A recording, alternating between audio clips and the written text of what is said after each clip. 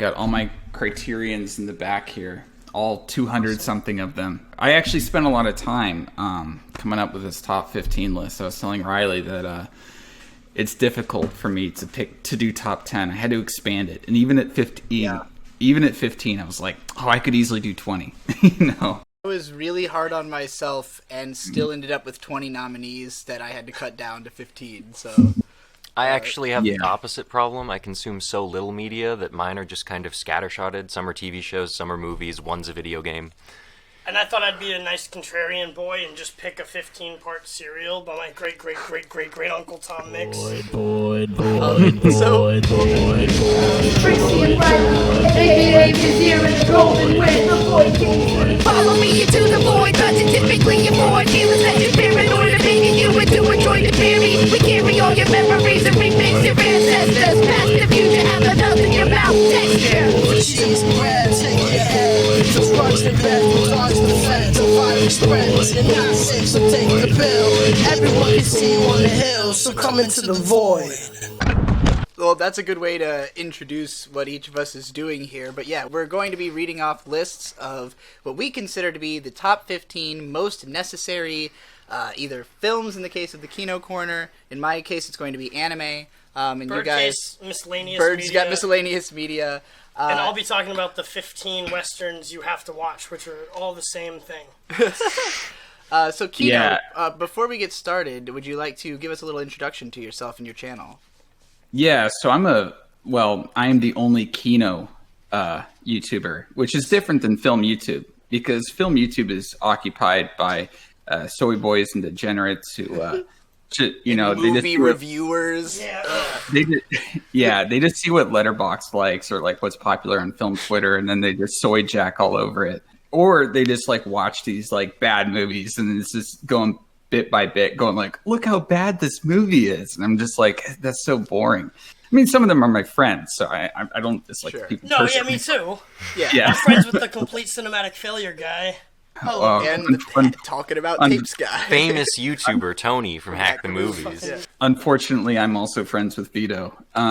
He's such an unfortunate friend. No, I mean, my channel is more about, I like to think of it more as like art appreciation or like film appreciation, where in my videos, I kind of go through how movies are made or like the philosophies behind movies and stuff like that. So my Truman Show video, which I just won a like 3 or 4 week long copyright battle with Paramount over. Oh God.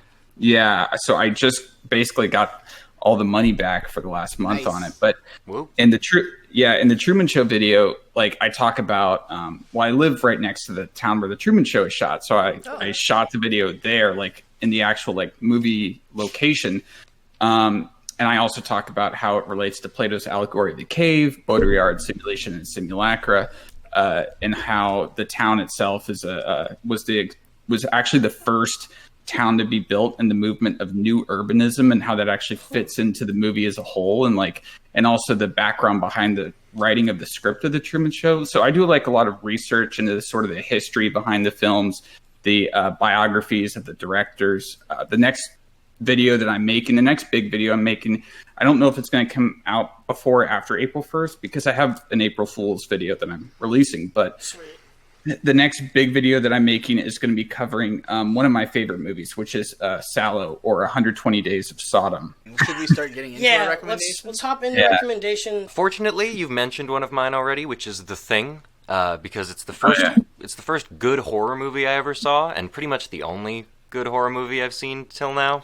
Right, you're just not really into horror movies. Yeah, I really like the practical effects. They're from the 80s, but they're so cool. They're so neat. And then the final one, where he finds out he's the alien because he drinks gasoline. Just as a whole thing. So, the Thing. The Thing is a genuinely scary monster that if, like, they explain it well. If this thing got into humanity, we'd be screwed. I tried to really limit my list to what I consider to be Kino anime. So, like, it had to be shows that look amazing, that are paced well, that I consider to be of cinematic quality, whether they're a TV show or an actual film. and also are favorites of mine. So I'm not recommending just like the most artsy movies or whatever. It's like these are shows I personally think are great. I think that everybody should give a shot to, not necessarily that everyone will love, but so my number 15, I wanted to start with, because I think the most popular type of anime is shonen action series, stuff that's based on manga made for young boys, that is full of action and, you know, big cast of characters, huge episode counts. Most of them are kind of known for not being Kino. They're usually seen as like very entry level, very surface level. But the one I'm recommending is Yuu Yuu Hakusho, which I consider to be the best anime adaptation of a shonen manga. It was made from 1992 to 1995, 112 episodes long. Just absolutely full of gorgeous hand-drawn animation, lots of really experimental episodes. Director Akiyuki Shinbo, who is known for being like one of the more experimental directors of the 2000s and 2010s, got his start doing episode direction on that show. It has a very fulfilling character arc, because as a shonen protagonist, Yusuke Urameshi, the main character, he's a punk kid whose mom's an alcoholic, his dad's a dead, like, former gangster, teachers all treat him like shit, he's always getting into fights, and, like, you get this sense that he just cannot catch a break, and he doesn't see why he should be a decent person at all. But he gets killed in an auto accident saving a kid, and becomes an assistant to a god of death for a while, until he is able to be brought back to life and then work as a detective for the spirit world. So he has to basically fight monsters in the name of the pantheon of gods in this universe. So it's a fun and wacky kind of thing. It also takes a very massive shift, because the first like 8 or so episodes are about him like being a ghost, working with the god of death, trying to come back to life, and then it becomes like a total action show after that. And the first 26 episodes comprise like a bunch of short arcs. Some of them are not as Kino as others, but overall, still very solid show. Where it really opens up is when you get into the second section, the Dark Tournament, which is kind of like the ultimate tournament arc. And like shonen anime are known for their tournament arcs. It's a very easy way to give yourself an excuse to write a ton of different characters with crazy powers and have them all fight.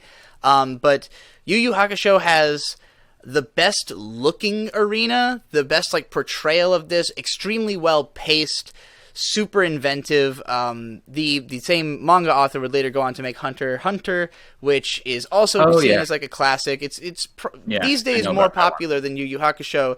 The only reason I chose Yu Yu Hakusho over Hunter x Hunter is that in the late 90s, there was a Hunter x Hunter adaptation that is more Kino in terms of like looking better, way better shot compositions and stuff. The one that was made from 2011 to 2014, while an amazing show, and it covers the much more of the manga, it's not as Kino. It's just not as Kino. And as much as I absolutely love it, I think that Yu Yu Hakusho has more legitimate reason to be an anime. So, like, just the fact that it has so many fight scenes that are brought to life so incredibly. Lots of background animation, which is super rare these days. But it's actually pretty tight for a shonen action series. So, I never got bored watching it, and that is not something I could say for any other show of that length. So, that's my first recommendation. Yu Yu Hakusho. If you want to watch an action show, that's the best one I can recommend. Well, at 112 episodes, it pales in comparison to One Piece. Right? Yeah, One Piece is like close to 1,000, I think. Yeah. But yeah, One Piece, that's a case of something that you should never watch that anime. You should only read the manga, because the anime looks like shit. Like, it's just not Kino. Manga, whatever the Kino equivalent for manga, One Piece would qualify for that. But. All right, so I'm going to start off my top 15 list with a movie that some might say is kind of basic for... like a cinephile, a kinographer like myself. But this is a film that, like, nonetheless, I just absolutely love to death, and I have seen several times. And it's a comfort film for me, and that is François Truffaut's The 400 Blows, Les quatre, coups. that he came out with in 1959. And a lot of times it's people equate it to starting the French New Wave, but I don't think that that's really true. There were other films kind of coming around at the same time, like Hiroshima, Mon Amour, Elevator to the Gallows, and then of course, François Truffaut worked on Breathless with Bout de Souffle with Jean-Luc Godard. But the 400 Blows just has this, for one, the cinematography of it is just spectacular. But it also has like this humanism to the film that I think that a lot of French New Wave films kind of lacked, especially Godard. Like, Godard just was not very humanist in how he portrayed his subjects. He was very much like about the ideas of socialism and stuff like that. And Truffaut, and that's why I'm not particularly a huge fan of Godard, is because he cares more about his ideas than he does his characters, in my opinion. But with Truffaut, he really cares about his characters, and he really and you can tell too that Antoine Doinel, who's the main character of the 400 Blows, is based on, it's autobiographical. It's semi-autobiographical of François Truffaut. And you're following this kid, he's living in his life and everything like that. He's living his life with his mom and his dad, and he sees his mom is has a lover and stuff like that. And the kid falls in with, loves Balzac, but he doesn't, he loves him so much, but he doesn't really understand how to show his inspiration. He ends up copying him, which is just as an artist it definitely hits pretty close to home, because when you love a particular artist and you're an artist yourself, it's so easy, especially when you're a young artist, just copy that artist, which is what Antoine Doinel does. There's not really this set storyline, but it's such a great character. It's such a great character study of him that you just sort of, I don't know, the film just envelops you. And the whole last segment of the film is so great. And it has probably one of, if not I'm not going to say the best ending segment, but it's up there. It's him running onto the beach. And also the thing about the 400 Blows is, a lot of people don't know this, surprisingly, is that it's actually the first in a series of films. So François Truffaut made a whole series about Antoine Doinel. That's the 400 Blows, and then it's Antoine et Colette, and then it's Stolen Kisses, also known as Baiser Volé, and then it's Mariage Conjugal, also known in English as Bed and Board. If you can't tell, I used to live in Paris. So and then it's Love on the Run. So it's a whole series of films that is kind of chronicling a sort of semi-autobiographical take on the director, François Truffaut. And I think that The 400 Blows is a really good entrance into the French New Wave, especially since I think that Truffaut was one of the better directors, if not the best director of the French New Wave. Although I could argue that maybe Romer was better than Truffaut. I don't know. You could argue that. I also really liked Louis Malle. There's some really great directors at that time, but I would not put Godard up there. So if you want to get, French New Wave is one of those, you have to at least see a few movies from that sort of, from that time period. Yep. Start with the 400 Blows. If you like it, dive deeper. If you don't, then it's probably not for you. Okay. So the Kino that I'm bringing in, that I think that everybody, my thing I'm going to recommend to you, if you ever ask me what to watch and you haven't seen this yet, is going to be The Miracle Writer by Reeves Eason and Armand Schaefer. It was it's the biggest mascot serial. So the company Mascot did King of the Congo, which was the first feature with sound. And Mascot did a bunch of silent features before moving into sound. The Miracle Writer was also produced by Nat Levine, who produced 105 westerns between 21 and 1946. He's the biggest name in western production, because he worked with John Ford on a bunch of stuff. And The Miracle Writer stars my greatest ancestor, Tom Mix. It was his last major Hollywood project before he moved full-time into his own circus he made. So he could just do horse tricks and stuff. it's not quite a movie because it's like a 300-minute serial composed in 15 parts now. Like you can find it in 15 parts. And so sort of like a television show, but right. before television. Yeah, it was before like television westerns, but it's the kind of thing you can point at and go, oh, this is why there's Bonanza. Because this was such a good idea. And his career immediately tapered off after this project. There's speculation. It's either what he said, which is that he just wanted to go do the circus that he had, his Wild West show, like Bill Hickok. But also, he sounds like me. Like, he has this nasally, like, you probably don't think he could beat you up in a fight voice. Because he, like, had a bunch of broken noses and was shot in the throat at one point. He took a bullet through the side of his throat when he was younger. Because he was, he lived in the era where he was allowed to be a real cowboy and then act like a cowboy. Okay. Because he's the king of cowboys. He's the first cowboy movie star. Because he was Wyatt Earp's pallbearer. Like, they were personal friends. Like, Wyatt Earp was his mentor. Wow. So at the end of the movie Tombstone, it just says Tom Mix wept as the end card. Wow. Because that's what that is. And anyway, he made $40,000 off this serial, which back then was just fucking insane amounts of money. He was the Robert Downey Jr. of his time. And in this movie, he wears the white hat, which is like now iconic. His Tom Mix Stetson is like $400 if you want to buy one, and it's conceptually where the white hat black hat thing comes from is Tom Mix movies, because you look at a bunch of cowboys in black and white and silent, and you see that he has the less black hat, and he's the good guy. That makes sense. Yeah. Oh yeah. You just know right off the bat. That was a big thing John Ford pushed for symbolic reasons.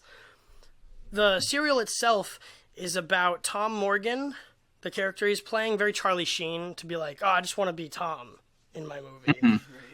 I love that. So he played a Texas Ranger, which he famously was not, but for a long time people thought he was. Turns out Fox Studios had him pretend he was a Texas Ranger in real life. Amazing. To sell his movies. Came out later as a big scandal that he wasn't, and that he's an abandoner from the military. Like, he went AWOL. But by time the military was like, this guy should be in jail, he was a multimillionaire. And everyone was like, no, he's worth way too much to go to jail. Yeah. So they just kind of made him an honorary Texas Ranger. Oh, that's great. So anyway, this is kind of more of a Tom Mix history lesson, because people don't know, and they should. The plot is Tom Morgan joins the Texas Rangers to avenge his father's death at the hands of anti-reservation homesteaders and to follow in his path as a proponent of Indian rights. The movie starts with these really cool montage clips of Daniel Boone and Davy Crockett, and it's skipping time through 1770 to 1820 to show over time the United States spreading out over the Indian territory, and it shows all these historical figures showing reference. Daniel Boone's oh, don't go farther than this point we're at because that's Indian territory. So then the people don't listen to him, go kill a bunch of Indians. And then Davy Crockett's we don't fish over there, it'll cause problems. And then fucking more of the white man moves out and does that anyway. So we fast forward to the 1930s, and he's raised by Indians after his dad is killed. So it starts this trope, which fucking lots of people have done since. The raised by Indians one, sort of like Little Big Man. Right. Yep. Exactly. Yeah. He was made an honorary tribesman, Hoten, the Miracle Rider. So that's where. That's where the name of the movie comes from. He's the Miracle Rider, and there's this moment when the whole tribe is watching him get crowned an honorary member, and then the chief is you're the second ranking in the village, only to myself. And that made all these Indians mad. Mm-hmm. So the Indians, Native Americans, whatever, one of them betrays the tribe, goes to this guy named Baron Zaroff, which is obviously based on Basil Zaroff, the Merchant of Death from World War II. And Zaroff starts a science fiction plot with this Indian where he's oh, there's a science fiction element X-94 on your reservation that we have to get.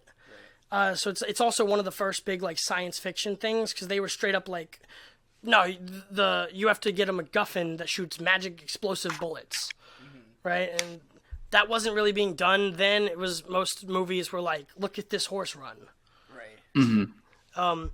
So that's what it's about, and I recommend everybody goes and watches it. It's on YouTube right now. I think 9 or 10 of his films like exist in any form at all now. But he made 300 of them. Jesus Christ. Yeah. Yeah. There was a big Fox Studio fire.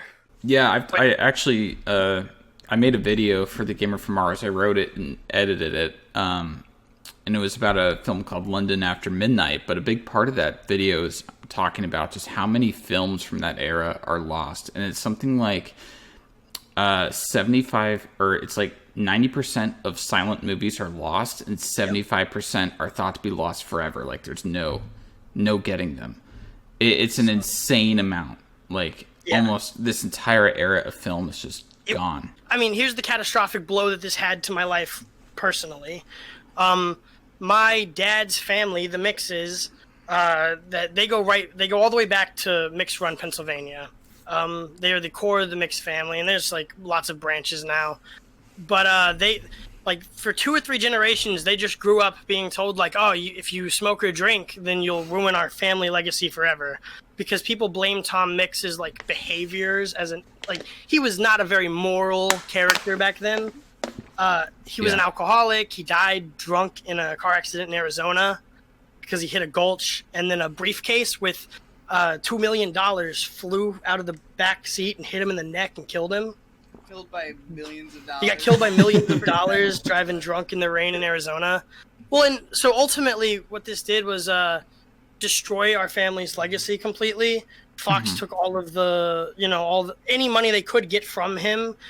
His estate was sold off and everything, because back then there was no royalties or anything. Like there was he had to keep working. He had to do 300 movies because that's the only way to make any money.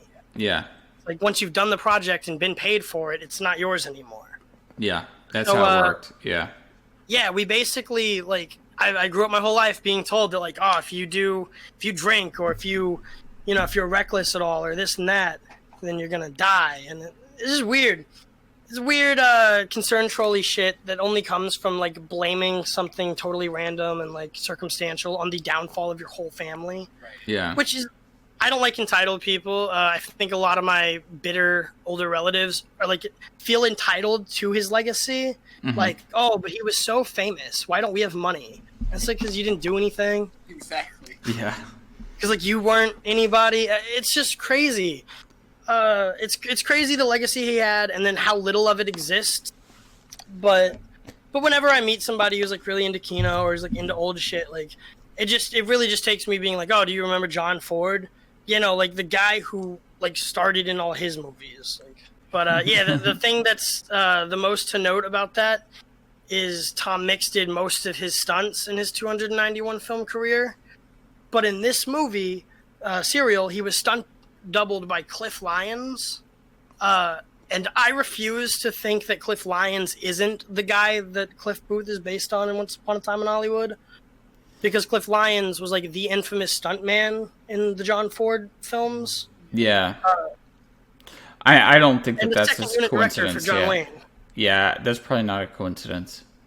Then I have Hell on Wheels on the Western front. It's a television show. I will call it playful historical fiction. The main character definitely didn't exist, but they play around with Thomas Durant, who ran Union Pacific, Ulysses S. Grant, Brigham Young. And it's just a really fun show. It's what the camps riding behind the railroad of the people who built the railroad were doing. It's a lot of fun. All right, well, my number 14, I'm going to recommend the only comedy anime that I think you need, which is Gintama. Gintama is actually also astronomically long. It's got 400 episodes or something. What makes this show great is that it is the most robust show I've ever seen. It basically becomes anything anything. It can become anything. It's primarily a parody and comedy series. So the premise is that it takes place during the Edo period in Japan, right at the beginning of the Meiji era, right after the whole Bakumatsu Revolution, and right after that happens, Japan gets invaded by aliens from all over space. So immediately the samurai people who are like running the government / living in Tokyo, or Edo rather, just have fuck tons of aliens everywhere, doing weird crazy stuff. And so at first the show is mostly like exploring that premise, like presenting these goofy situations using the aliens, and the main characters run a their shop is just called like a do, I don't remember the exact term they use. It's like do whatever. Like they're just an odd jobs shop. Like whatever people need to hire someone for, we'll go try to do it.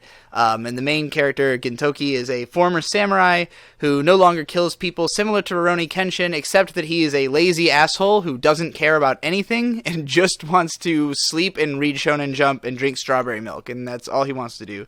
So as it goes along, after the first like 15, 20 episodes or so, it becomes more focused on parodying various genres, types of films, various anime shows, and just does such an incredible job of it. But where it really starts to shine is it'll have these arcs where it gets really serious and will do like a real plot line, and just executed so brilliantly, like with all the twists and turns of any amazing action show or drama that you could, any other show you would watch, but it can turn on a dime back into comedy.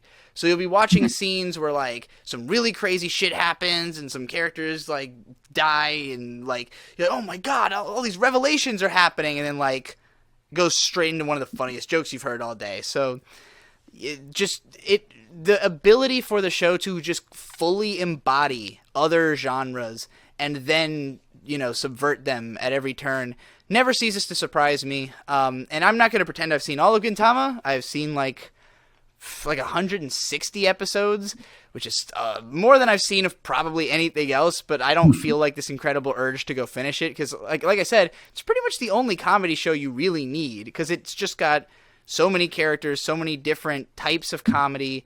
And even when it's like deciding to be serious for a little while, it does that so well that it makes it even funnier. Like it's just that much funnier to see that it can be serious and do it right, and then dive right back to what it's doing. And then sometimes it also goes like super postmodern and just has episodes that are like trolling the audience or doing really weird stuff. Some of it's so esoteric as to be very difficult to describe. So it's the kind of thing where it's hard for me to recommend to people, both because of the length and because the early part of the show isn't as variety driven. Like it feels like it's gonna just be kind of a slapstick comedy. Not that it's bad. I love the early episodes. One of the early ones has the main character gets into a fight with the leader of the police force, and he gives the guy a sword at the start of the fight, a wooden sword that they both have. And then when they go to fight, he breaks right through the wooden sword and hits the guy in the head, because he had before the fight whittled through it, like made a deep cut in it with a nail file, so that this guy would lose. And everybody's just like stunned that the main character has done something so bastardly, and he's just laughing about it. And I was like, I love this show. That was the moment I really got into it. But it just goes so far into the direction of like crazy wild parody. I often recommend people start with episode 20, I think, because that is a Death Note parody. So anyone who's seen Death Note, nice. Yeah, I like Death Note. It's a really fun Death Note parody. But so that's my number 14. Okay, cool. So I'm gonna take us because I was trying to like cover a lot of the globe with this list. I'm gonna take us to Australia for my number 14. And one of my favorite Australian movies. In an Australian movie I don't see talked about that much, but it's directed by Peter Weir, who directed The Truman Show and Dead Poet Society and Master and Commander, and he's an Australian director. And it's a film called Picnic at Hanging Rock. It's a film that I love very much, and it's about a girls' school in the turn of the century, so around the 1900 or like the very early 20th century Australia. And they go on to a picnic at Hanging Rock, in which 4 of the girls and one of the teachers are essentially hypnotized by this like geological presence by the Hanging Rock, and they're brought up there and they completely disappear. And then it becomes this sort of mystery, but it's a very esoteric movie. It's a very spiritual movie. It, there's a lot of, it's super spiritual. But one of the funny stories about it is that it's based on a novel, and I know that Riley was talking about how the studio was saying how like Tom Mix was actually a ranger, but in a similar sense, this novel part of their marketing campaign was saying that this was based on a true story, but it's not. It's not based on a true story, but still people rarely are. Yeah, but still some people to this day think that, this is something that actually happened. No, it didn't actually happen. But I wonder how many people think that of like the Amityville Horror. Yeah, exactly. Or Fargo. Yeah. But the funny thing is, like, this movie is just has to be one of the most beautiful movies I've ever seen. From the sets to the costume design. And one of the things that they did in this movie was to give it this ethereal feel to it. They put a bridal veil over the camera lens to sort of give it this like little blurriness to it that that's really interesting. Yeah, makes it feel like like you're looking into some sort of like heavenly sort of photo, or a heavenly world or something like that. And it's a movie that it's really hard to describe with words. I would say that you just have to go and watch it. Next, I have Narcos, the Pablo Escobar one. The Mexico one's good, but it's not on my list. Narcos is really fun, and it's, again, I will call it playful historical fiction, because how are we supposed to know what happened? There weren't really reporters or anything around there, except for the one that was fucking Pablo Escobar, of course. And it's a really fun show. I learned a lot through hearing it on the show and then double-checking that it was real. And there was a lot. It's cool. You get to see a lot of cocaine. You get to see a lot of weed. You get to see a lot of cocaine. The guy who plays Escobar is an incredible actor. And yeah. All right. Yeah. My number 13. So one of the things that anime is best at, and that people in the West tend to love it the most for, is creating epic adventure stories. And all of the best ones are anime original shows that aren't based on anything, where just creators got together, came up with a cool world, cool characters to explore that world, and an overarching narrative about, saving the world or whatever to play within it. There's lots of good shows in this nature, but I think the best one is Eureka 7, which is a show that has surfing mechs that it takes place on I think it's like a far future version of Earth, but there's this like sort of energy in the atmosphere called trapars, and you surf on the trapars. And so the main character is a like 12-year-old kid who hates his hometown. His dad was like a big hero, but he doesn't want to have to try to live up to him or anything. He lives with his granddad in like a mechanic's shop. And then one day, his idol, this famous surfer named Holland Novak, who's travels around the world in a ship called the Gecko State that has his whole crew on it, and they publish a surfing magazine about their cool robot surfing, and he wants to be one of them. And one day they happen to stop into his town for repairs, and he meets this incredibly beautiful girl named Eureka, who is part of the crew, and he's like in love with her. He wants to follow them. He wants to go off with her and all that. So he manages to stumble his way into joining the crew, only to be hit with the harsh reality of the fact that they are all complete assholes who want nothing to do with him.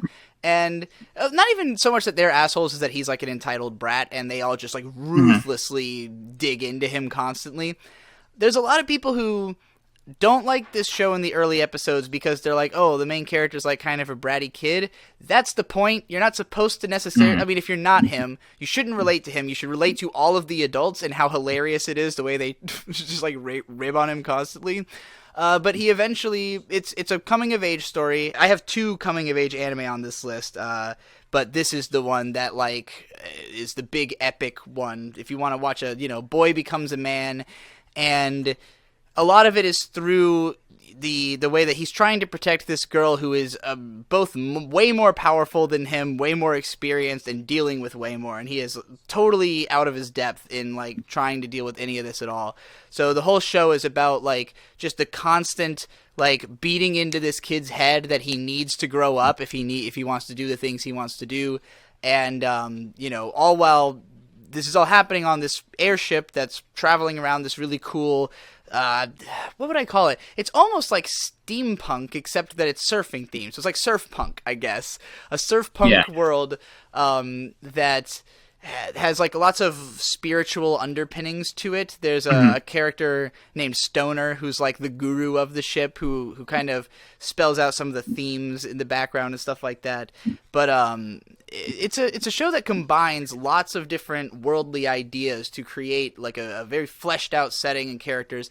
It's also great because even though it is obviously made for younger audiences like the main character Renton, the older characters are so well fleshed out that if you decided that they are the main characters to you, it works even better that way. So it's gorgeous to look at for 50 straight episodes, which is more than I can say of most shows. And yeah, just like if I had to recommend one big adventure anime, that is the one. Well, I'll do my number 13 here, and I gotta say that my number 13 was probably my hardest. Now, I'm saying that none of this is in any particular order, but it's sort of like with a lot of different, I was like, I have to like cover all these bases, right? So my number 13, I've been switching it up like every couple hours, and it's been Orson Welles movies. Because as I was saying earlier, I'm just like the biggest Orson Welles stan on the planet. So I have written here Chimes at Midnight, which I do think everyone should watch, but I think that might not be the best introduction to Orson Welles. So I'm going to change that right now to Touch of Evil. I think Touch of Evil is the best introduction into Orson Welles. It's a noir crime thriller with one of the best opening shots, like, of all time. I mean, you can look up the opening shot on YouTube, and it's an unbroken shot that is just absolutely outstanding. And it stars Charlton Heston as a Mexican lawyer who gets, and there's an explosion at the beginning, and it brings in Orson Welles, who is this dirty cop. He's a detective, but he's dirty. He's a bad guy, and so you have this sort of like corrupted police agency. You have this sort of like Mexican gangs, and you have Charlton Heston in the middle. And Charlton Heston is like this guy who, he always wants to do the right thing all the time. And Orson Welles, his character is villainous. He's even more villainous than the actual villains. But he's a very complex character. He's not played out like, just that dirty cop kind of guy. And his sort of confidant is actually played by Marlene Dietrich. If anyone who is into like the old Joseph von Sternberg movies knows that she starred in like The Blue Angel and Shanghai Express and a whole bunch of old von Sternberg films. And she's obviously great, and I love Marlene Dietrich. But yeah, Orson Welles is like, he had an eye for camera composition, and it's in this stark black and white photography, and playing as the bad guy, and and he plays such a good bad guy in that. But I don't want to. I'm not going to spoil it. He's a sort of bad guy, I would say. But Charlton Heston also is just a great actor, it was such a good combination of a lot of really great actors, an amazing script, and even better direction cinematography. And if you want to get into Orson Welles, I don't think Orson Welles has made a single bad film, but I know that some people, they'll watch Citizen Kane and they'll think it's boring because they're not really able to watch it with the appreciation, because they don't know, like they haven't seen a lot of films from around that era to really understand how actually transformative and how just boundary pushing Citizen Kane was, like how amazing it actually was. It's hard to understand from a 2021 I know it's perspective. credited with like inventing a lot of like modern lighting techniques and stuff, right? Yeah, I mean, I actually maybe tell Riley to put my Citizen Kane video in the thing, because I will do that. Yeah, because I go through, like, in that video, I kind of go point by point, like all the different things. Like one big revolution of Citizen Kane, and this is something no one ever thinks about, is it introduced showing roofs in studio films. Because how a lot of studio films were shot, or how almost all the studio films were shot, Now, silent movies were a little bit different because they could go onto, into different places and go into real locations because they weren't shooting sound and stuff like that. But with the advent of sound, if they were shooting in a studio, they would have the lights above the set, so it would just be walls. But Orson Welles wanted to do all these really low-angle shots, so you're going to see the ceiling. Right. So that was like a big thing. That was like a big deal back then. The fact that it sets at ceilings. It's like this tiny thing that you wouldn't even think about, but it was a big deal back then. And it was a lot of little stuff like that. But, I mean, there was much bigger stuff, but, I'll let people watch the video. But yeah, no, if you want to get into Orson Welles, Touch of Evil is probably the best entry point. After that, watch Citizen Kane, Magnificent Ambersons, Lady from Shanghai, and then if you really like those, get into his Shakespearean stuff like Chimes at Midnight, Othello, Macbeth. While you've been talking, I was just watching the whole opening scene of Touch of Evil, and I was just like, how? Yeah, exactly. It's amazing. Like, it goes from, like, you're seeing the shadows, and then it's like it gets put on a crane, then it's going up, and then it's following the car. And think, this is in the 50s. Like, this is before a lot of, like, modern technology and everything like that. He couldn't look through the viewfinder. Like, he couldn't look through a monitor or anything like that while shooting that. I'm watching it like, I would have thought that you would need, like, a robot arm programmed on a path to get it this smooth. Like, yeah, it's crazy. It's an amazing opening shot, and the whole movie is just super entertaining, and that's why I say it's a really good intro, because it's not like, as a movie, it's got like a lot of these artistic flourishes, but it's got more than enough for just like your normal viewer to watch it and be entertained throughout and not be bored at all. And then next I have Daredevil, the Netflix series. Just because it's a fun lawyer show, it's a fun crime fighting show. I really got a kick out of it. So my number 12 is going to be a show I'm very known for being a proponent of, and I just did a video about it, K-On! It is the ultimate cute girl anime. And to clarify, because like the reputation of when I say cute girl anime is like shows about like leering at cute girls or like, perverted harem shows. K-On's not like that. It's really for all audiences. It's just as popular with girls as with boys, but it's just about 5 high school girls who are part of a light music club, and it doesn't focus so much on them forming a band and creating music, though that is happening in the background. It's mostly focused on the friendship that develops between them and what that changes about their lives.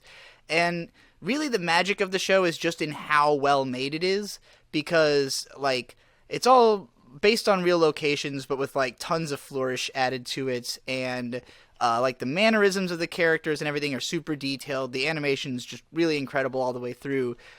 Kyoto Animation is a studio that challenges themselves to like animate things at camera angles that are really hard to do, where like characters are moving from foreground to background a lot, and like all these things that would be really hard to manage proportions, and most studios will never even try.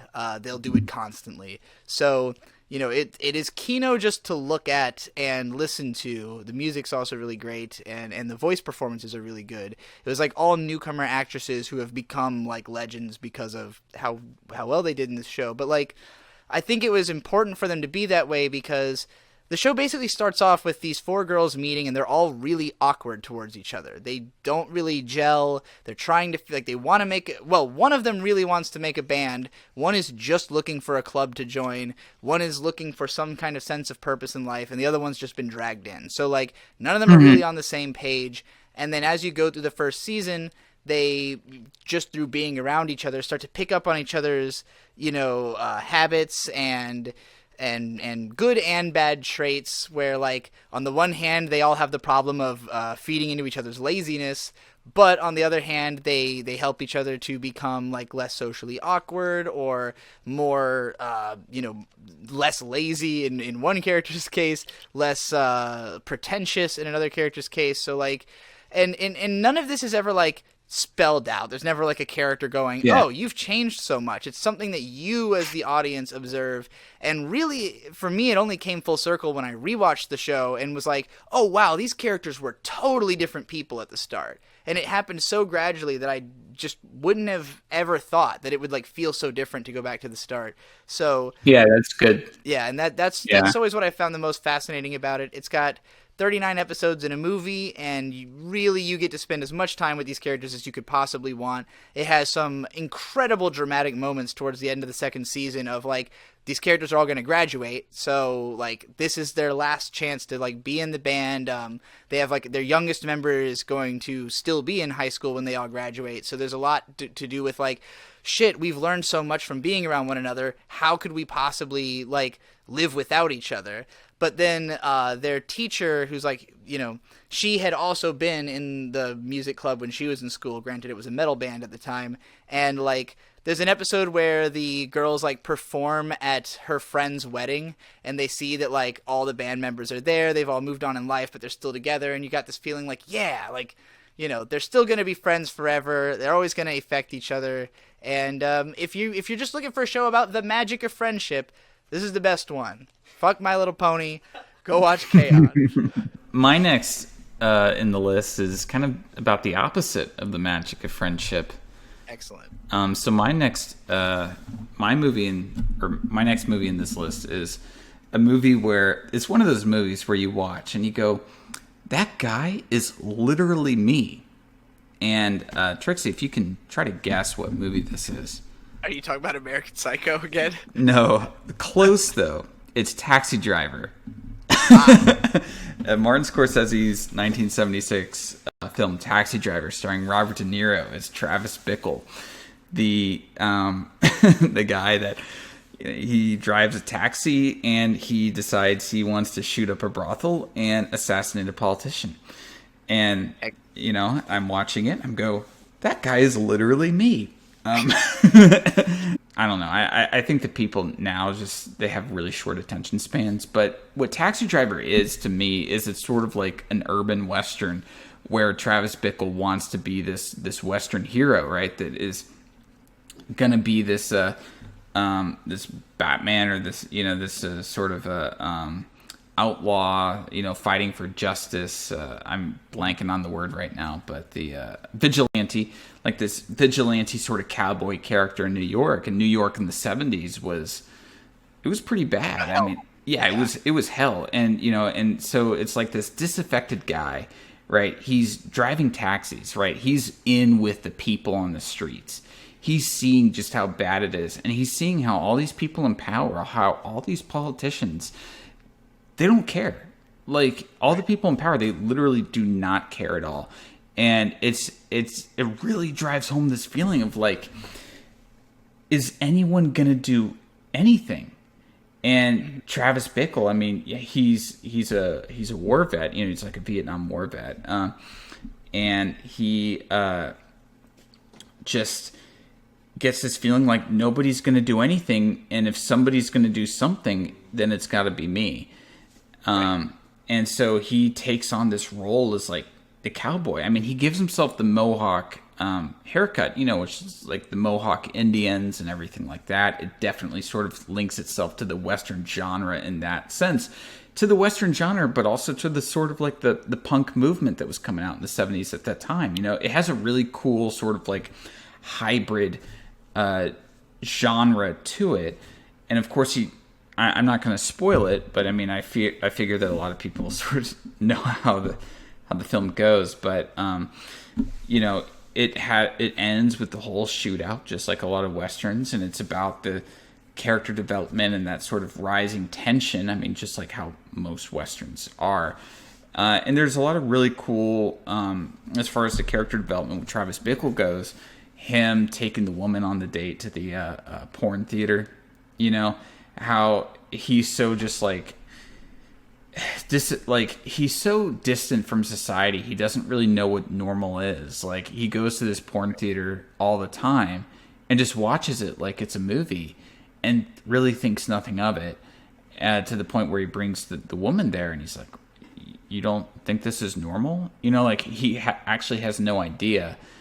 And he is this sort of, you know, he is mentally ill. I mean, that's part of it. And also, just, I don't want to spoil too much of the movie for people, but De Niro just gives an absolute powerhouse performance. Martin Scorsese is in it too, and has some of the best lines, like talking about shooting his like wife in the pussy with this like 357 Magnum. Have you ever seen what this does to a pussy? You know, like Martin Scorsese's part in it is just great. And it was Jodie Foster's big breakout hit as well, as she played as a young prostitute, because he kind of falls, like, he sort of like thinks that he's going to save her. You know, she's like this damsel in distress. Isn't this the movie where Jodie Foster sent the signals to that guy to kill Reagan? Yeah. Why would she do something like that? I know, and it was 4 years before Reagan was president. You know, it's kind of weird how she was able to like know the future. Right. But no, Taxi Driver, just, gosh, it's just a movie. It's got a great soundtrack. De Niro is so good in it. The cinematography is just so spot on. It's got this like griminess to it. You know, it's like you always feel just, it's like wet and dirty, and yeah, I don't know. I don't know much else. It's a really good sort of urban western in that sense, you know. And I think that a lot of films have been inspired by Taxi Driver in some way, shape, or form. I mean, obviously Joker was inspired by Taxi Driver. People talk about that a lot.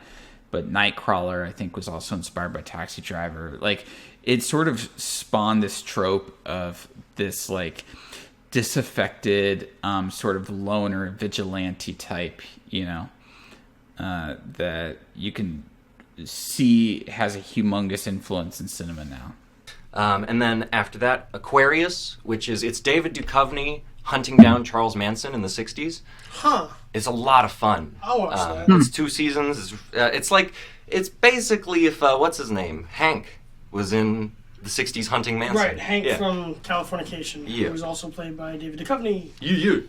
All right, well, I'm going to do my next one. Number 11 is the next show I'll be making a video about, Sangatsu no Lion, or March Comes Like a Lion. This is a show based on a manga aimed at older women originally, but it was adapted to anime at the request of the author by Akiyuki Shinbo, who I mentioned earlier as a very experimental director. People consider him an art house director, but he's really not. He's better described as postmodernist, more in line with French New Wave style in that he's trying to make entertaining media. Like, people will call him an auteur. He's the opposite. He's like, actually, I'm just trying to make this the most appealing it can possibly be. But, like, his version of that is just everything's experimental all the time.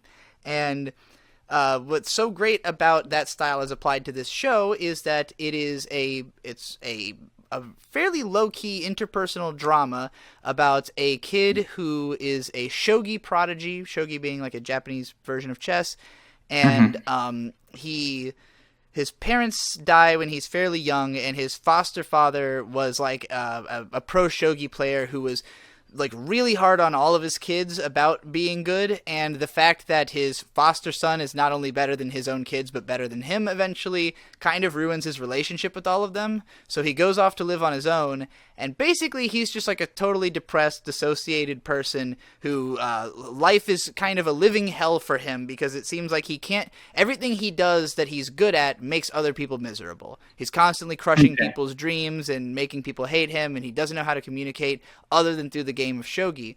But early on, he meets this trio of sisters who are themselves orphaned. One is like 20, one's in middle school, and one's like a 5 or 6 years old little kid.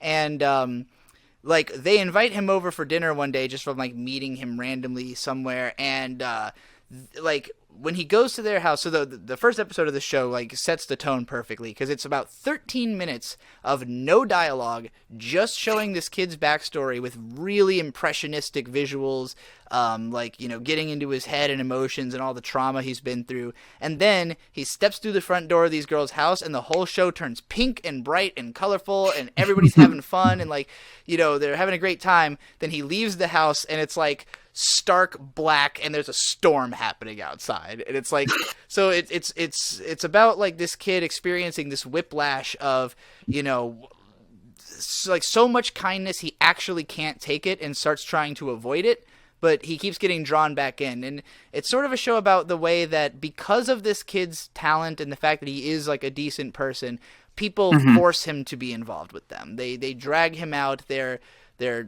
trying to be a part of his life, and as the series goes on, you know, they start having an effect on him. He starts becoming more of like a person, and because he is really intelligent and really good at strategy, he is helpful to lots of people all the time.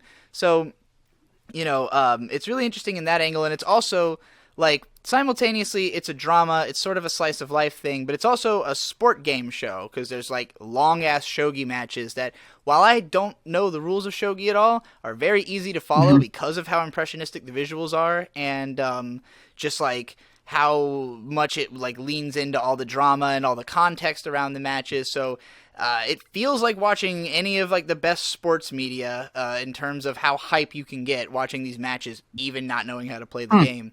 But and it also can become like a cooking show sometimes, and like all kinds of stuff. It's just very broad, because the author draws on like all kinds of different elements of life to incorporate into the story. And probably my favorite thing, and one of the most unique things about it, is that it has a lot of older characters. And actually, you'll kind of see this as a trend in shows I like, is that they have both older and younger characters. A lot of anime is just about teenagers. But like what makes a show able to survive the years is when you grow up and you can still watch it. And like the main character in this one is, I think, like 19 or so. So even he's closer to like a college age. I would say the show is probably aimed at like more college-age people, but you've got really old people in the show who have like whole histories and backstories that get fleshed out, and you see all like the effects they've had on the world in like this long period of their existence therein. And you know, it's just a show with tons of neat ideas where you feel like the author has met an uncharacteristically large number of people to draw inspiration from, and so it's very worldly. And that fact, and the fact that, again, the visuals are so experimental. There's certain locations that will get used all throughout the series, but every single time you see them, they're presented in a totally different way. Where like there's different angles, different lighting, different time of day, so that it always reflects the emotional tone of the scene. And like sometimes you'll be just shocked like how different the same place can feel when they've done that. So just like, it's had so much thought and effort and care put into it beyond what would ever be expected of a manga adaptation. So made it one of my favorite anime. If you want to see something emotional, especially if you like cry porn. I generally usually don't like cry porn. A lot of people said that like this show just like had them fucking crying rivers the whole time. I didn't feel that extreme about it, and it's not necessarily sad. It has sad moments, but overall it's more of an uplifting thing. So I really love that about it. 50 episodes. The manga is still ongoing, so it does not have like a proper ending. I hope maybe it will even receive more episodes in the future, but I was satisfied with what I saw, so I would recommend it. All right, I guess I'll do my number 11. And this is another just must see if you like film. And this was difficult for me. I'm a big fan of Coppola. And I think that the movie that really is sort of Coppola's, because it's easy to say that the Godfather films are like his magnum opus, but it's 3 movies. You need to watch it. I like Apocalypse Now. That's the movie that I have on the list.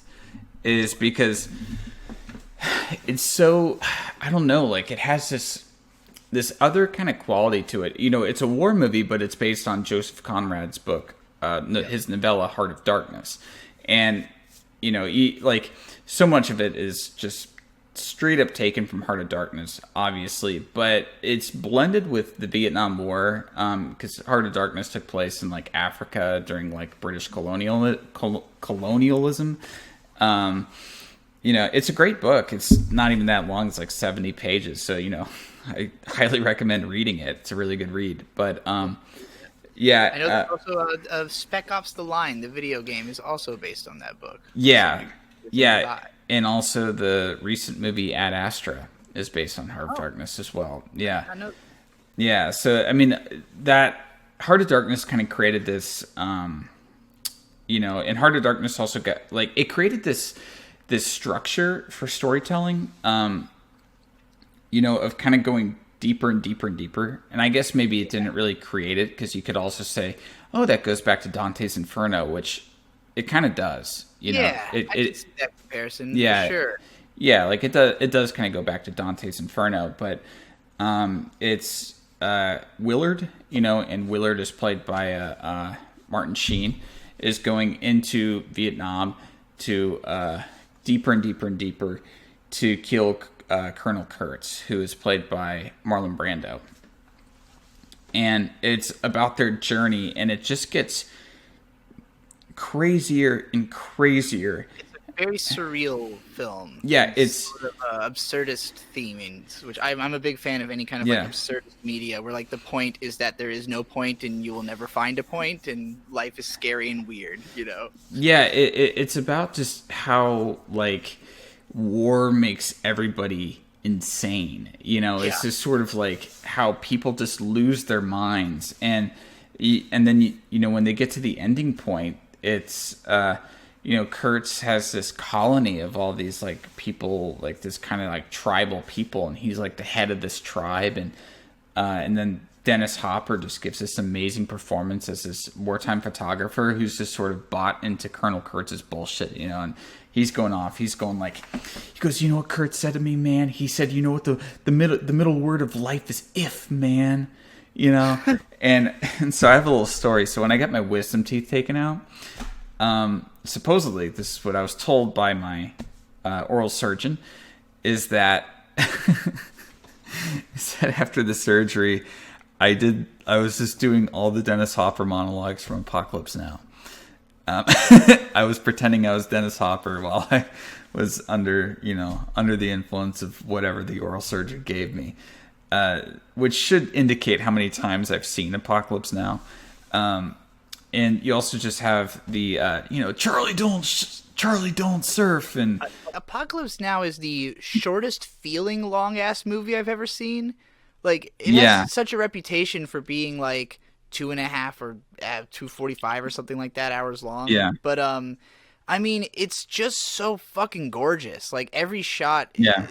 There's one part where it's just like bombs going off, or like fire, like looking like fireworks for like 15 straight minutes as characters like move through the darkness, and it is so captivating to watch because I can't imagine how they fucking made it. Like, which I know there's a whole movie about how they made it, but like I still can't imagine. Yeah, Hearts of Darkness, and that's really, if you like Apocalypse Now, I definitely advise you watch the documentary Hearts of Darkness. But yeah, I think that was during, you're talking about the scene where it's something like Willard comes up to a guy and it's like, who's the commander of this post? And the guy looks at him and goes, ain't you?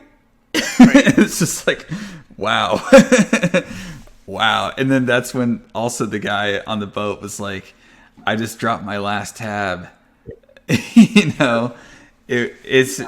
definitely, that would be such a good acid movie. Yeah. Yeah. I mean, I imagine a lot of people drop tabs to watch that movie because it feels like it would work. It's an experience of a film, and there's 3 different versions of it. The theatrical cut, the redo, and then the final cut. Now, I actually have not seen the final cut yet, but between the redo and the theatrical, I would advise the theatrical. But from what I've been told is that the final cut it shaves about 20 minutes off of the redo, and everyone says that's the best version. So, yeah. So I've been meaning to get that Ultra HD Blu-ray of it to watch it. So I've been meaning to watch the final cut. But if you only have to choose between the theatrical and the redo, I would say choose theatrical. I will probably say my favorite show of all time is Altered Carbon, which is it's a Netflix show based on a bunch of books. The central concept being about 300 years ago, humanity discovered technology that they could download their brain into, and now they can have whatever body, however many bodies they want.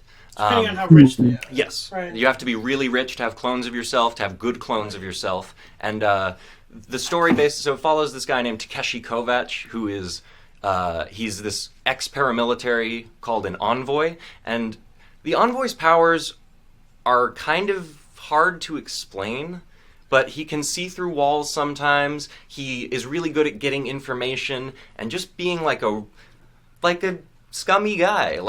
But that's not the... He's like really hard-boiled detective. Yeah. The kind who shoot first, ask questions later type detective work. It has a lot of fun twists and turns. Renee Elise Goldberry plays the... what does she play? Kel, the revolutionary leader.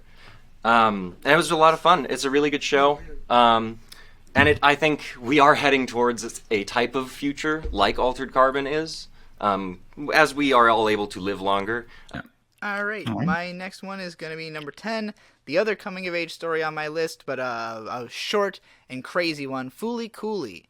This is a 6-episode OVA that aired on Adult Swim a whole lot when I was a kid. And it's most famous for its soundtrack that basically put the band The Pillows on the map. Because it's a Japanese punk rock band that the director was a fan of and scored most of the show with their music, and it makes the whole thing. But basically, Fooly Cooly is a story of a young boy. He's 12 years old. His older brother, who he was obsessed with and looked up to, who's a baseball star, moved to America, leaving him in his small town that he hates, babysitting his brother's ex-girlfriend, who's 3 years older than him, but acts like a manic pixie dream girl child. And so she's kind of relying on him, and he's basically constantly fed up with all the adults around him for acting like children. He's obsessed with being mature, and everyone's immature, until this alien woman on a Vespa rides into town and hits him in the head with a bass guitar, causing a robot to come out of his head to fight another robot that comes out of his head. And then the first robot, which had a TV for a head, she bashes it in the back of the head, and it becomes their maid. So the show is all kinds of just really insane experimental visuals. There's a part in the first and last episode where the show actually becomes a motion manga, and it's something that I think wouldn't be nearly as difficult to do today, but this was done in the year 2000 at the advent of using computer technology for animation, and is one of the most technically complex sequences that had been done at the time in anime. And there's all kinds of crazy CGI breaks, and just the art style is always shifting to reflect the tone. It's totally manic, super dense. It's a show that a lot of people watch for the first time, and they're like, I don't get it. It just seemed like a bunch of random bullshit. And then you watch it 3 more times, and you're like, all of that bullshit was not random. Every single thing mattered here. But it's so just fun to watch and lively and exciting, and it tells one of the most complete coming-of-age stories I've seen in just 6 episodes. The main thrust of Naoto's arc is basically learning that maturity doesn't mean acting cool and serious all the time. It means doing what you gotta do when the chips are down. And as he becomes somebody who can do that and confront the fact that the alien girl who he sort of falls in love with is a psychotic criminal, and he has to deal with the fact that he has fallen in love with someone who is just trying to take advantage of and use him. So that's an interesting part of it as well. It's got so much iconic imagery in it, and I've watched it this is the anime I've seen the most times by far, probably like 12 to 15. Every image from it is like permanently etched into my mind at this point. And yeah, I just think it's, in terms of like raw, explosive energy, you cannot do better with this, or than this, rather. It's a love it or hate it kind of show. There's a lot of people who don't get it, don't like it. If you do get it or like it, it will probably be one of your favorites, like it is one of mine. So, highly recommend you try it. My number 10, and this was all of these were tough for me because, when people would say what's a list of, can you give me a list of movies to start watching if I want to get into films? I would write a list of 200 movies. Right. I'd be like, well, you can't call yourself a cinephile if you haven't seen this movie. Come on, and everything like that. And so making a list of 15 is really difficult for me. And so with my list, it's more how I'm thinking about it is sort of oh, this is an entry point into this kind of film, or some of that genre. In my list when we get to the front, where we're gonna start condensing whole directors into a tab. So I'm with you there. Yeah, and that's pretty much my entire list here. Is I'm condensing entire directors, and in some points, like the 400 Blows. I condensed an entire movement into one film. Because I could easily recommend you 15 French New Wave films, but that would kind of go against the whole purpose of this. But anyway, so my number 10 is 8.5 by Federico Fellini. And he came out with 8.5 in 1961 or 1962. I have the... here. No, I was wrong. 1963. So I have the Criterion edition right here. And he came out with this right after he made La Dolce Vita. And Federico Fellini started off as a neorealist film director, an Italian neorealism. There were a lot of big directors at that time, like Vittorio De Sica and Roberto Rossellini. And Fellini actually worked on Bicycle Thieves, which is probably the most famous Italian neorealist film. And he got his start making films of that nature. He had films like La Strada, I Vizzoloni. So I'm going to straight up say I've never heard of Italian neorealism. So, what are the defining traits of that? Okay. You could watch my video. Okay, I'll do that. but Italian neorealism came as a sort of pushback against the sort of the propagandistic films of Mussolini. And so Italian neorealism was about the sort of everyday people, the working class stories of Italy and blue collar Russian movies or Italian movies, rather. Yeah, exactly. And I mean, a lot of them were sort of socialist or communist. The people that made these films. Right. Fellini himself, he got into a little bit of controversy because he wasn't really nearly as political as some of these other directors. And what happened with Fellini is that he made all these very sort of movies about regular people and these but they're very expressive films. And actually, in his film Nights at Cabiria, he worked with another Italian director who I'm going to bring up a little bit later, named Pier Paolo Pasolini. Who was a Marxist, but who was a based Marxist. And Federico Fellini in the 60s took a whole different turn, and he just went outrageous. And he started that with La Dolce Vita, and he perfected it with 8.5. So 8.5 is about a film director, an art film director. It's obviously sort of about Fellini himself. Self-insert. Yeah, exactly. And it's about an art film director who's asked to make this science fiction movie, and he really doesn't feel it. He's having this whole crisis of this kind of creative crisis. He has a mistress and a wife, and that is sort of not really working itself out too well. He's looking back on his life, and so it's a mix of fantasy and dream and memory and reality.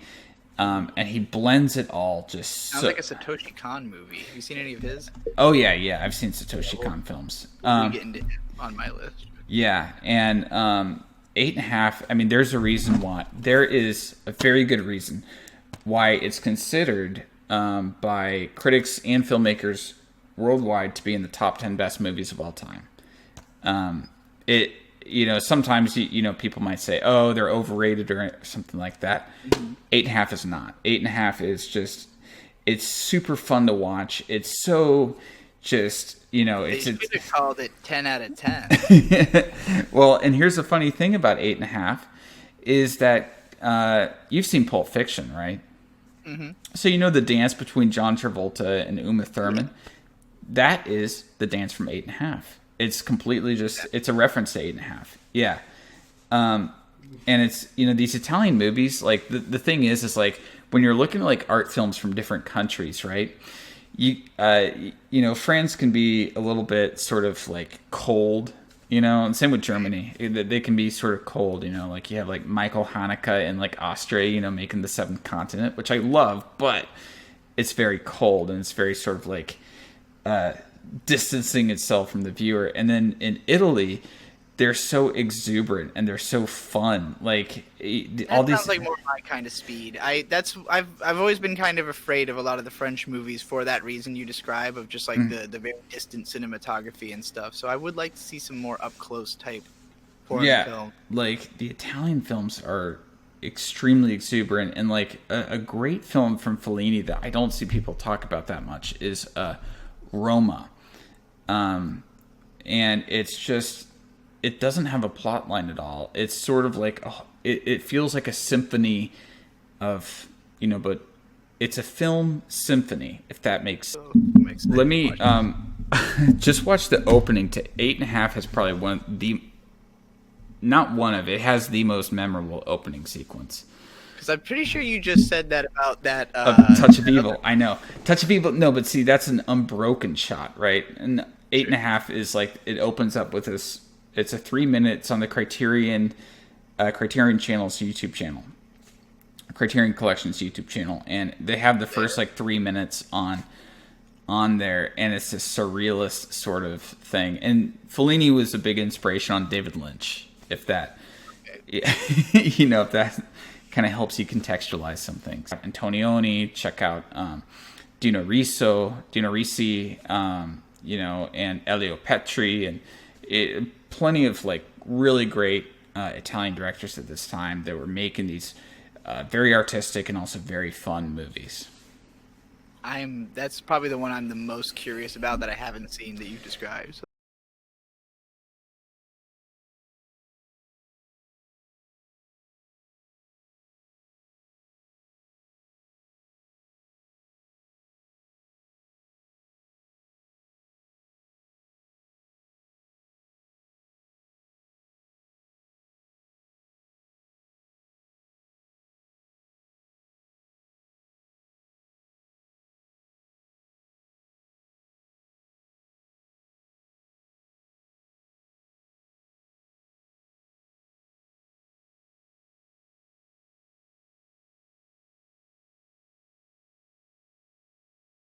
It has a lot to say, and it's really just engaging on so many, intellectual, emotional. Would you compare this director to Jodorowsky? How do you say? Jodorowsky. Yeah, he was definitely influenced by Fellini, because Fellini was before Jodorowsky was. Yeah, no, he was definitely influenced by him. Cool. Yeah, Fellini. So I was getting like a little bit of El Topo vibes off. Oh yeah, I love El Topo. Unfortunately, didn't make the list. That is a bit of a deeper cut when it comes to film. My next favorite is my favorite comedy show, and that is the IT Crowd. Because, hello IT, have you tried turning it off and on again? That's all I'm going to say about that. Good show. It's really fun. Moss is good. Well, my number 9 is actually my outright favorite anime. I know it's weird that it's not at number 1, but I was really trying to be like, I want them to be listed by like how necessary it is for you to see it. So my number 9 is Shirobako, and this is a 26 episode show from 2014-15 that is about making anime. It takes place in an anime studio. It has an ensemble cast, but the mainly focuses on 5 girls who had a K-On!-esque club in high school where they were making anime, and we start off with like an opening scene that's very much like playing off of the atmosphere of K-On!, which then smash cuts to now they're in their 20s and they're all fucking miserable because they actually work in the anime industry, and it's just about like basically the show just bounces between all these different perspectives. Each episode will kind of have a problem that they're dealing with centrally that spreads out through the whole studio, because when you're making animation and there's like 100 people involved, then any one thing that any one person does is going to affect everybody else. And so it's all about that, like the chaos and the domino effect of working with so many different people in order to get something done on something that is simultaneously a technical endeavor, but also an artistic endeavor, which is a very difficult place to be, because the kind of people who, are capable of it are also not capable of it, is a way of putting it. So, everybody who works in anime is a little bit touched, a little bit insane. And the show is directed by a guy who is typically a comedy director. And this show, I guess I would consider Shirobako a comedy. It is laugh out loud funny most of the time. It's definitely not a drama, but it's more of like a stress simulator. Like, it's a show about work, and it feels like work. And I'm sure that the reason I didn't put this higher on the list is I would not recommend this to anyone until you've already seen a decent amount of anime.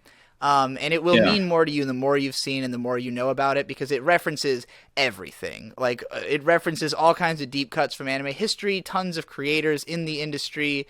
Like, almost every character who's not one of the main 5 girls is based on someone.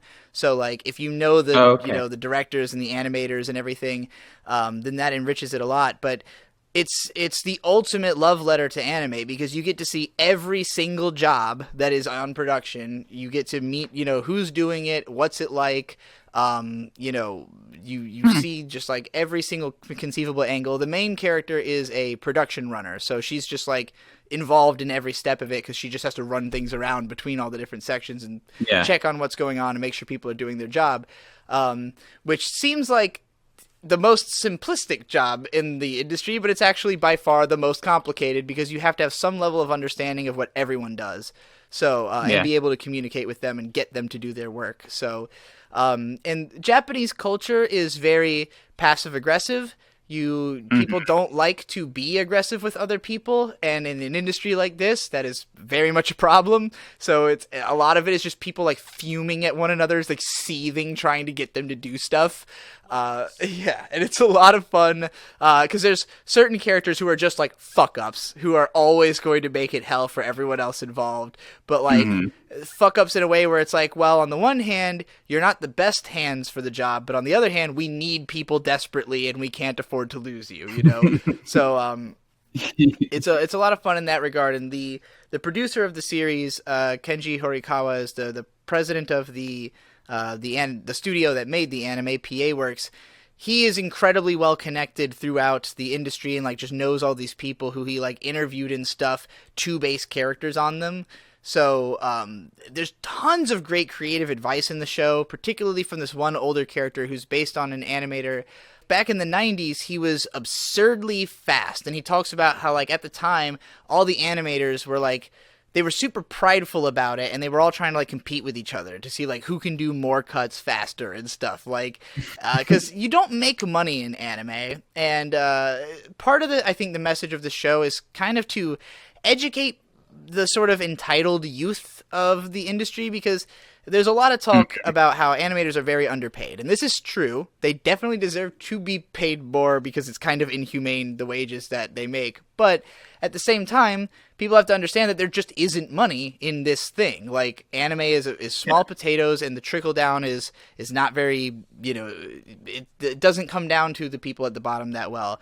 And there's a character who's an animator, one of the 5 main girls, who's struggling because of the fact that, like, if she tries to go as fast as she has to, then the artwork suffers. But if she can be an amazing artist, it just takes too long. And it's like, you literally can't do this job if you have that problem for too long.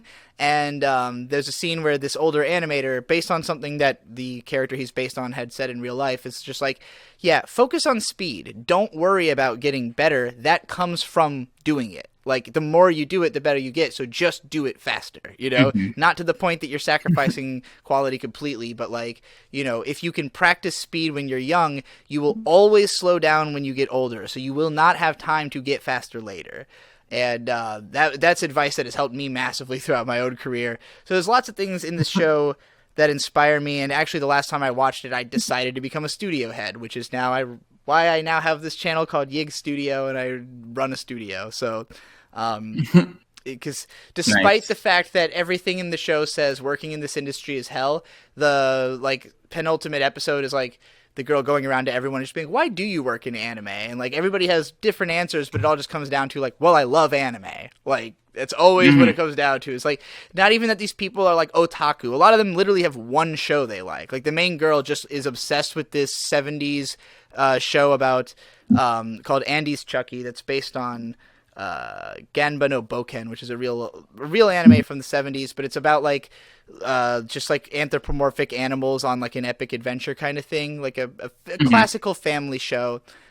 So you know, that's like the only show she really cares about, but she loves it so much that it inspires her to get involved in the industry. So like you see lots of different angles on what kind of people are into anime and why and how they work on it. Again, it's my favorite anime, the ultimate love letter to the medium, and the only reason I wouldn't say... I do think everyone should see it.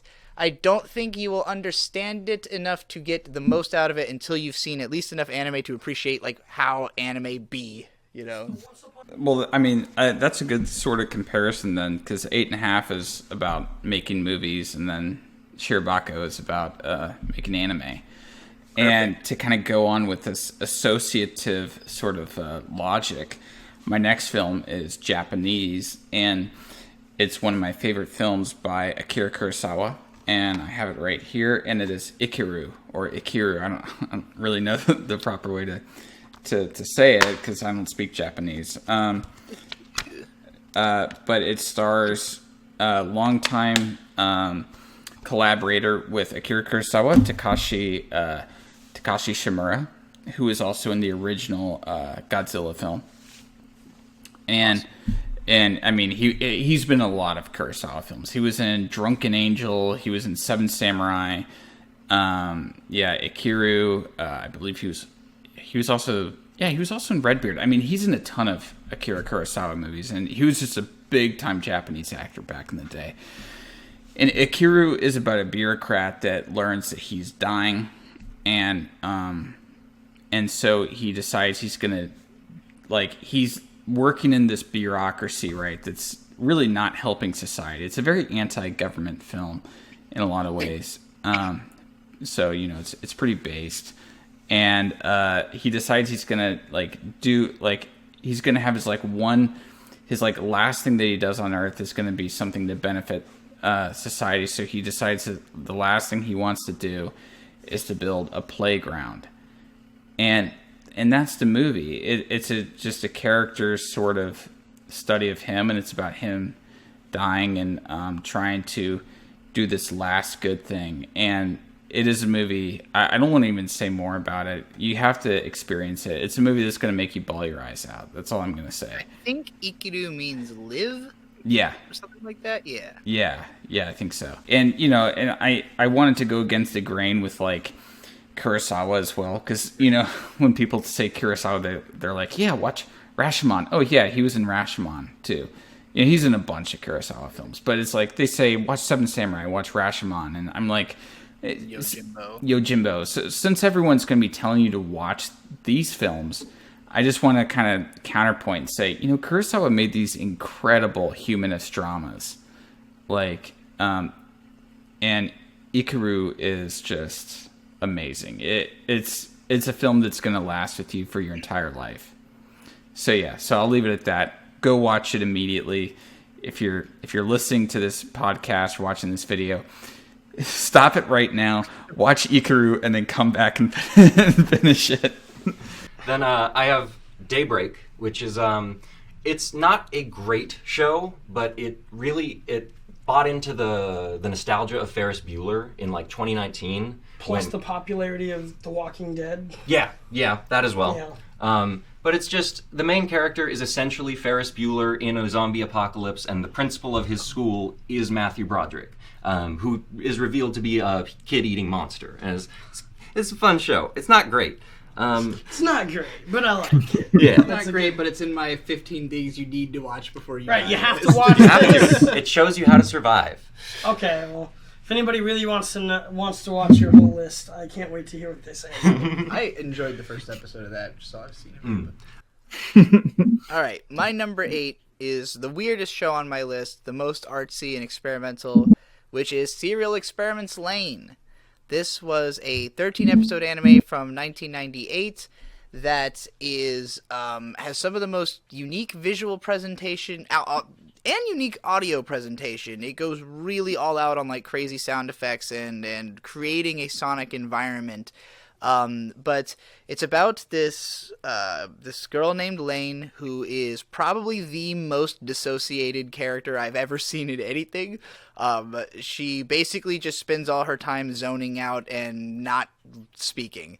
So the first episode is a lot of just like silently watching her walk through the world in the perspective of like what it looks like to her, which is very washed out and distant and noisy and like, she gets a email because the main theme of the show is computers, the dawn of the computer age. The show was made in 98, but it's set like probably 10, 15 years down the line from that. And I say that because of the fact that it's so incredibly prescient about how the internet was going to be. It predicted Anonymous. It predicted like the nature of 4chan and like all kinds of shit. Like, and partially that might be because it affected those things that like the internet decided to copy Lain. Cause, like within the context of the show, Lain basically gets on the internet and becomes a god on the internet because she's so good at it. Whereas she's like basically a non-entity in real life. Who like when we first see her room, it's like there's nothing in it except for like a few teddy bears on the bed, and she just puts on a kigurumi and lays in bed, and that's her life. But her dad is a big computer nerd, so one day she starts hearing rumors from kids in class that this girl who committed suicide has been emailing them, and she becomes curious about this, so she gets a computer, she gets an email, and starts upgrading her computer because the email is telling her, come into the wired, which is what they call the internet. Like, cast away your real body and come into the internet is the ad, basically. So she starts basically through each episode getting deeper and deeper into computers and fabricates a totally other persona on the internet who's like tough and cool and always doing research and knowing everything and like trying to change the world, do hacker shit and stuff like that.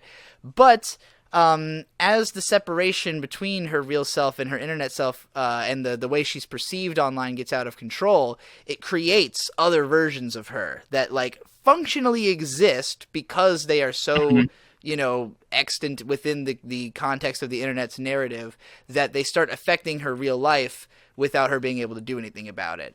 And so then she starts like continuing to try to become more powerful to now stop that.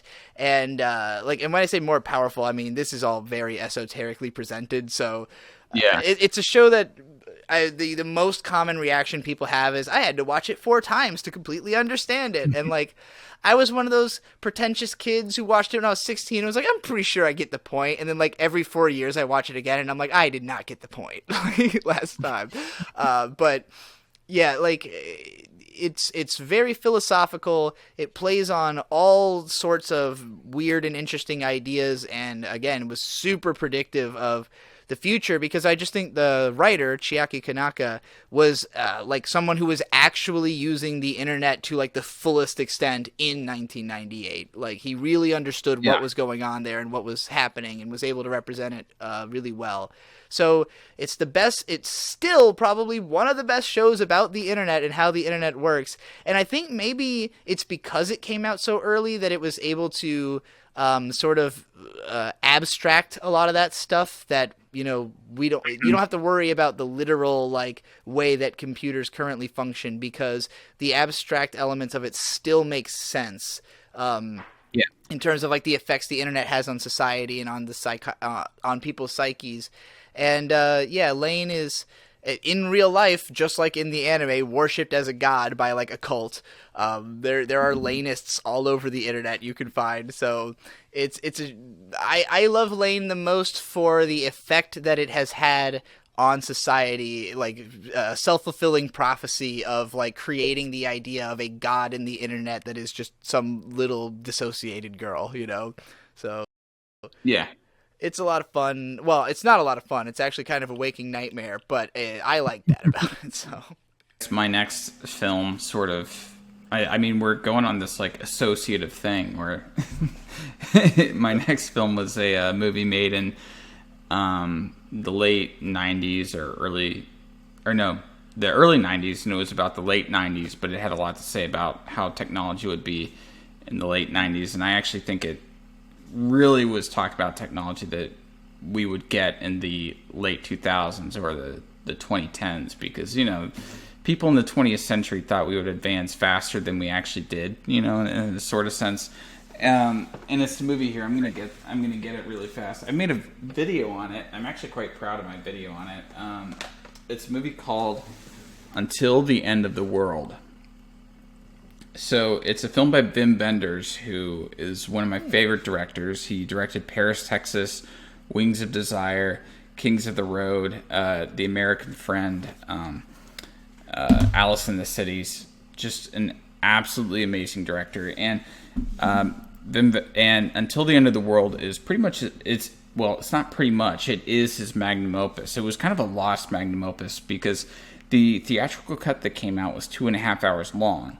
Now, do you want to guess how long the actual film is? Like the director's cut of it is? Just take 4 hours.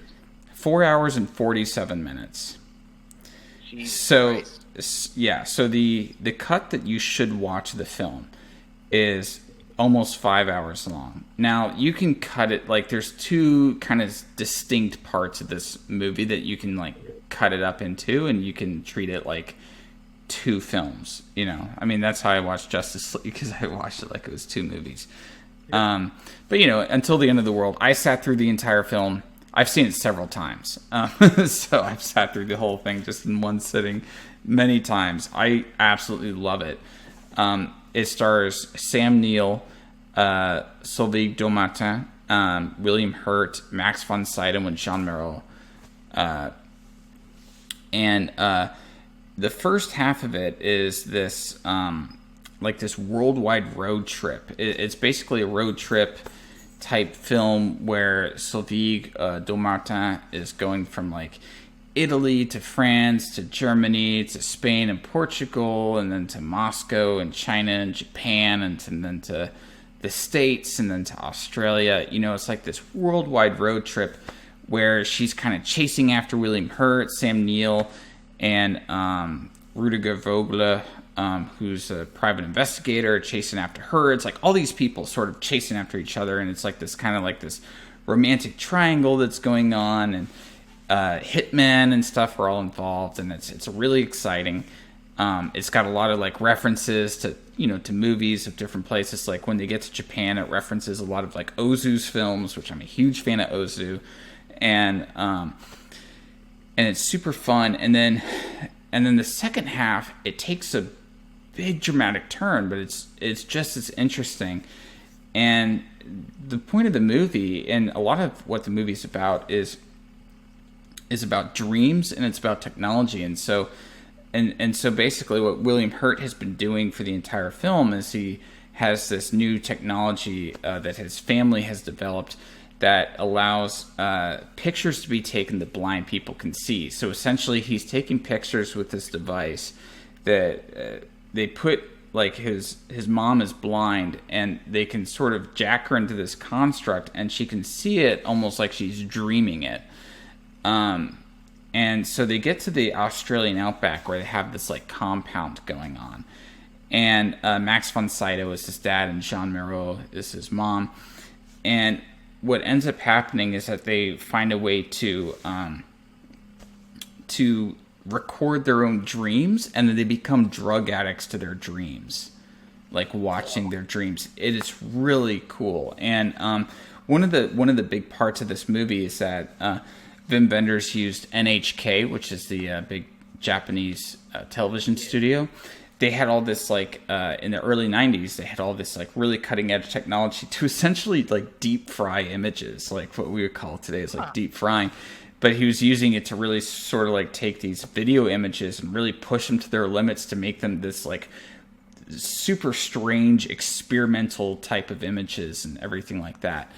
And so it's got this. The second most interested I've been in a movie you talked about that I hadn't heard of, because it sounds like a total trip. No, yeah, it's a total trip, and one of the biggest things, right, is that you think 5-hour long movie, worldwide road, you know, like it takes place all over the world. The budget was only $20 million. Like it was a fairly low budget, especially for a movie like this, and it's got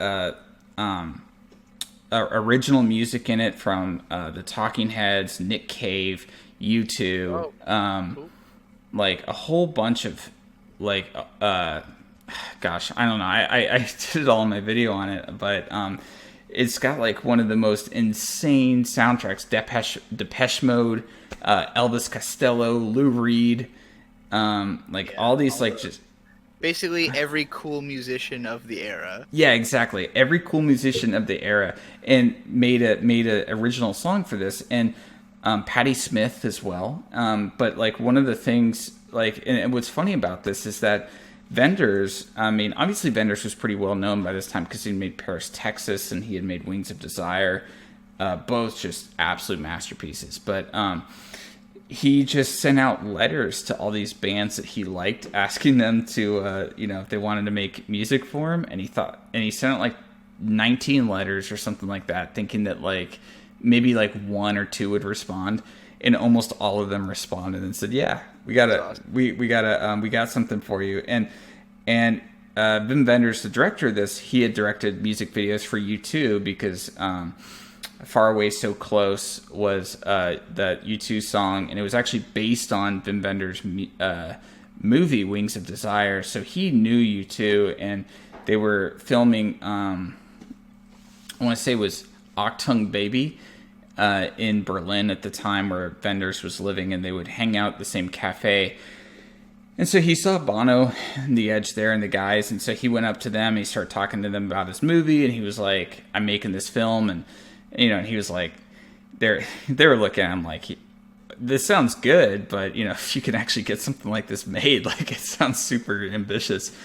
And so Bono told him, he was like, "All right," he says, "send me like a cut of the movie, after you've got it made, and I'll see what I can do." And so he sent him a cut of the movie after he got it made, and then he said Bono sent him back a tape, and it was the title track to the film, Until the End of the World, which ended up becoming a hit single for U2.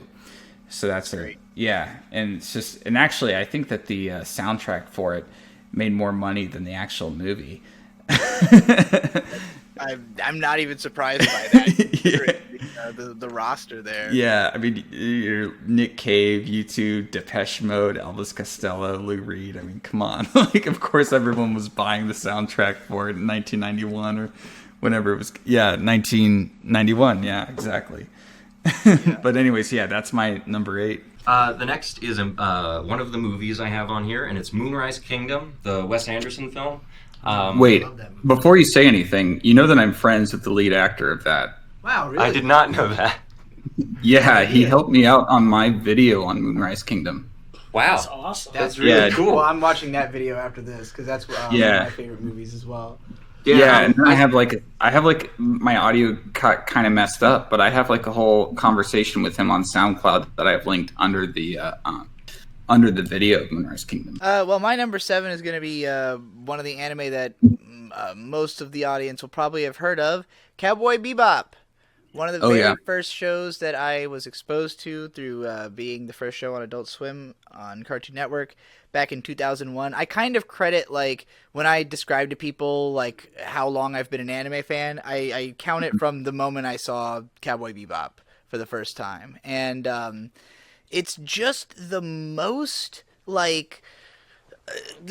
lived-in universe for a sci-fi show, because it takes place in a fairly far-off future where we discovered how to create warp gates, but something went wrong in the process of doing this, and Earth basically got ruined. It's constantly raining meteors on Earth, so the terrain's always changing, and only like poor folks live there. So most people have gone off into space, but space itself has taken the like. Basically, this is the grungiest sci-fi show ever, where like everywhere just looks like a Western movie or like a shithole, unless it's like a space casino or something. And the main characters are broke all the time because they're bounty hunters who are flying around in a spaceship, but like they make a lot of money and spend a lot of money on collateral damage, fixing their ships and everything. So they're always just skating by, despite the fact that they're like the coolest bounty hunters in the world. But the best way I can describe like what makes Cowboy Bebop great is the director Shinichiro Watanabe is the Quentin Tarantino of anime. It's like everything is cobbled together from references to other classic things. So like if you are a cinephile, you will get tons and tons and tons of references out of watching this show. But none of it feels blatant. All of it is so well baked into the universe that it feels just natural being Cowboy Bebop. And it plays with lots of different genre in different episodes, where like there's a film noir one, there's like the horror episode, the horror comedy episode. So like it goes to all these different film tropes, but explores them in just such unique ways by using this setting that it kind of feels like nothing else. And it has just the coolest main characters. They're just like the most fun to watch, badass. We got Spike Spiegel, whose whole philosophy is heavily based on Bruce Lee and his "be like water" mantra and everything. You've got Jet Black, who's like the kind of hard ass former cop. So his episodes always are like hard boiled detective, like former cop type stuff. Faye, who's the femme fatale, who's absolutely fucking out of her mind and a criminal. And she was cryogenically frozen for like 50 years, so she's like also a fish out of water in the future.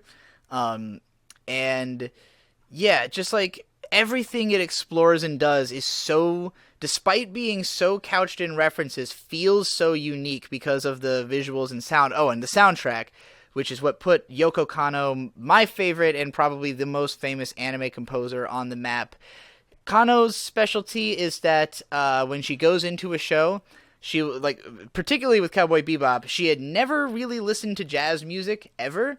And she was asked to create a jazz soundtrack, so she learned everything there is to know about jazz and made 4 albums worth of it, which are today, like, if you look at lists of, like, recommended jazz albums, they're all on there. So, like, it's crazy how well she's able to capture genres, just by learning about them and like traveling the world and listening to different cultures' music and ripping stuff off a lot of the time. But it is what it is. You gotta write a lot of songs to fill out an anime soundtrack. But the OP and many of the key songs from the show are just absolutely legendary. So the soundtrack alone for Cowboy Bebop would be worth watching the show for.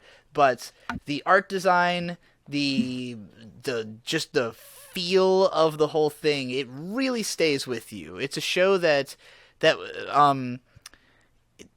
it's told in a very emotional way, and there's only about 5 episodes that have like an actual arcing plot throughout the show, but that plot has so much impact by way of being so, appearing so few times that it really shakes you when you see these characters you love having to like deal with real shit, and it's got a pretty classic ending. So yeah, Cowboy Bebop is like almost impossible to go wrong with. This is the one show I could recommend to literally anybody, and the only people who aren't gonna like it are gonna be people with heinously bad taste. So I've just never heard of someone being like, Cowboy Bebop sucks. Like, a few people might think it's overrated, but it's not. It's actually underrated, if anything, because I mean, this show came out in '98 once again, and it feels impossible. like the level of detail that's in it just wouldn't be done ever again. Because like it was basically Studio Sunrise, who is the studio most capable of throwing an endless amount of money at a show. But they mostly do robot shows that are geared around selling toys. They do all the Gundam shows. They do all kinds of stuff that is meant to sell stuff. So when this show came out, it was basically because Evangelion had come out in 95, and I'll talk more about that later, but it basically created the idea of late night anime, of shows that like, you know, run in later time slots and are like a little bit more adult or a little bit more anime-esque and are also more experimental and original. And because of Eva being so out there, the director Shinichiro Watanabe, who was like kind of a rising, you know, not particularly known, but known to people within the industry, star, was told like, as long as it has spaceships in it, you can do whatever you want. And so, but that level of freedom made it also like one of the most expensive shows out there. And he only gets to make an anime like once every 6 years because his shows are so expensive. But he would later do Samurai Champloo, which is in the same way that Cowboy Bebop primarily fuses space and westerns. It also is like a reference to all kinds of other film, though. Samurai Champloo is hip hop and samurai, but also tons of other stuff in there. So, you know, and then his third show is Space Dandy, which is just oh man, actually I feel like I should have listed Space Dandy instead of Cowboy Bebop, actually, because it's even more like artsy and experimental and just a really fun time. Particularly the second season of Space Dandy is consistently Kino. The first season is not as consistent, but the second one is. So yeah, I highly recommend all three of those shows, in the order of Cowboy Bebop's the most like beloved and respected. Space Dandy is not trying to be like as grounded or realistic or like dirty as Bebop, but it's way more experimental. Every episode has a different director, and like every art housey guy got to work on it. So it goes really far flung into weird sci-fi ideas and unique animation concepts. So yeah, and Samurai Champloo, if you like samurai and hip hop, you absolutely have to watch that one as well. And also, that show is one of the most influential soundtracks of all time because the producer Nujabes, who did a lot of the beats, basically like created the modern idea of lo-fi hip hop that everyone copies. Like people are cribbing either him or Jay Dilla when they make lo-fi beats. So yeah. Oh, okay. Yeah, I have Cowboy Bebop on DVD. Excellent. Yeah. Excellent. I have to keep all the Kinos from every genre around me at all times. Yeah. But so my number 7 is, I'm not going to speak much on this because this movie speaks for itself. And it's a movie that if you want to get into film, if you want to watch, if you want to be a cinephile, if you want to say that you're a fan of movies, you're going to have to watch this film. There's no way around it. Like, a lot of times they'll say, like, oh, yeah, you can kind of take it or leave it. Like plenty of people didn't see this movie, and we're perfect cinephiles. But ever since this movie came out, if you say that you love movies, you have to watch this film, and that is Come and See. Come and See is just... It's about a Belarusian partisan. It's a Russian film, a Soviet movie. Came out in the 80s, 85, I think. And it's about a boy who joins the Belarusian partisans against the Nazis in World War II. And he's this bright-eyed young boy, right? Joins these partisans to fight off the big bad guys. And he gets his gun by digging in a mass grave and finding a gun from a dead soldier so that he can join. And pretty grim. Yeah, it gets more grim. Excellent. The movie is about how he gets separated from his group, and then he witnesses a genocide. That's how much do we witness of this genocide? We witness a lot. Oh, and one of the things in the film is that they use like real weapons. So they were shooting real bullets, and there's flamethrowers. It was real flamethrowers or burning down these buildings. And that's nuts. How, like, I guess that's Soviet filmmaking for you, or what? Like, that's Soviet filmmaking for you. And it is, gosh, it is one of the most affecting, disturbing films you will see. They did kill some real animals on camera, as I said, Soviet filmmaking. And it has this poetic storytelling element to it, where it feels like this poem of death, this poem of war, of suffering, of just hopelessness, of this, and also of fate. And you'll know when you get to the end where it's very fatalistic in a sense, but there are just some images in this movie that are going to stick in your head, and they will never leave you for the rest of your life. I'm terrified to try to watch this movie. Sounds like a fucking nightmare. It is a nightmare, but that's why I say you have to watch this film. It's a must. It is an absolute must see. Yeah. I mean, but it's not a fun time. I'm scared. I don't want to see it. You have to. The Kino Corner said it himself. It's a must. Right. But that's all I'm gonna say about it. It's an experience. You gotta get in there and you have to experience it. All right. Next, we have my favorite detective show, which is not Altered Carbon. It's called Luther, and it's about John Luther, who is played by Idris Elba. And it's 2 seasons, I think 6 episodes total. But it has the best depiction of how PTSD and mental illness works in a show. Because the show begins with John Luther maybe killing a serial killer, and he's in a coma, and no one knows if he actually pushed this guy. And so he's on thin ice in his detective work, and it takes up a lot of toll on him. He's constantly thinking about it. And then the guy wakes up, and is like, oh, Luther, guess what I remember? And then that becomes a whole thing. He's fighting to keep his wife with him the whole time. It's a very well-written show. Also, the theme song, Paradise Circus by Massive Attack, is very good. I like Massive Attack. Yeah. Me too. Yes. So for my number 6, I'm basically doing a whole director because I couldn't pick just one of his shows.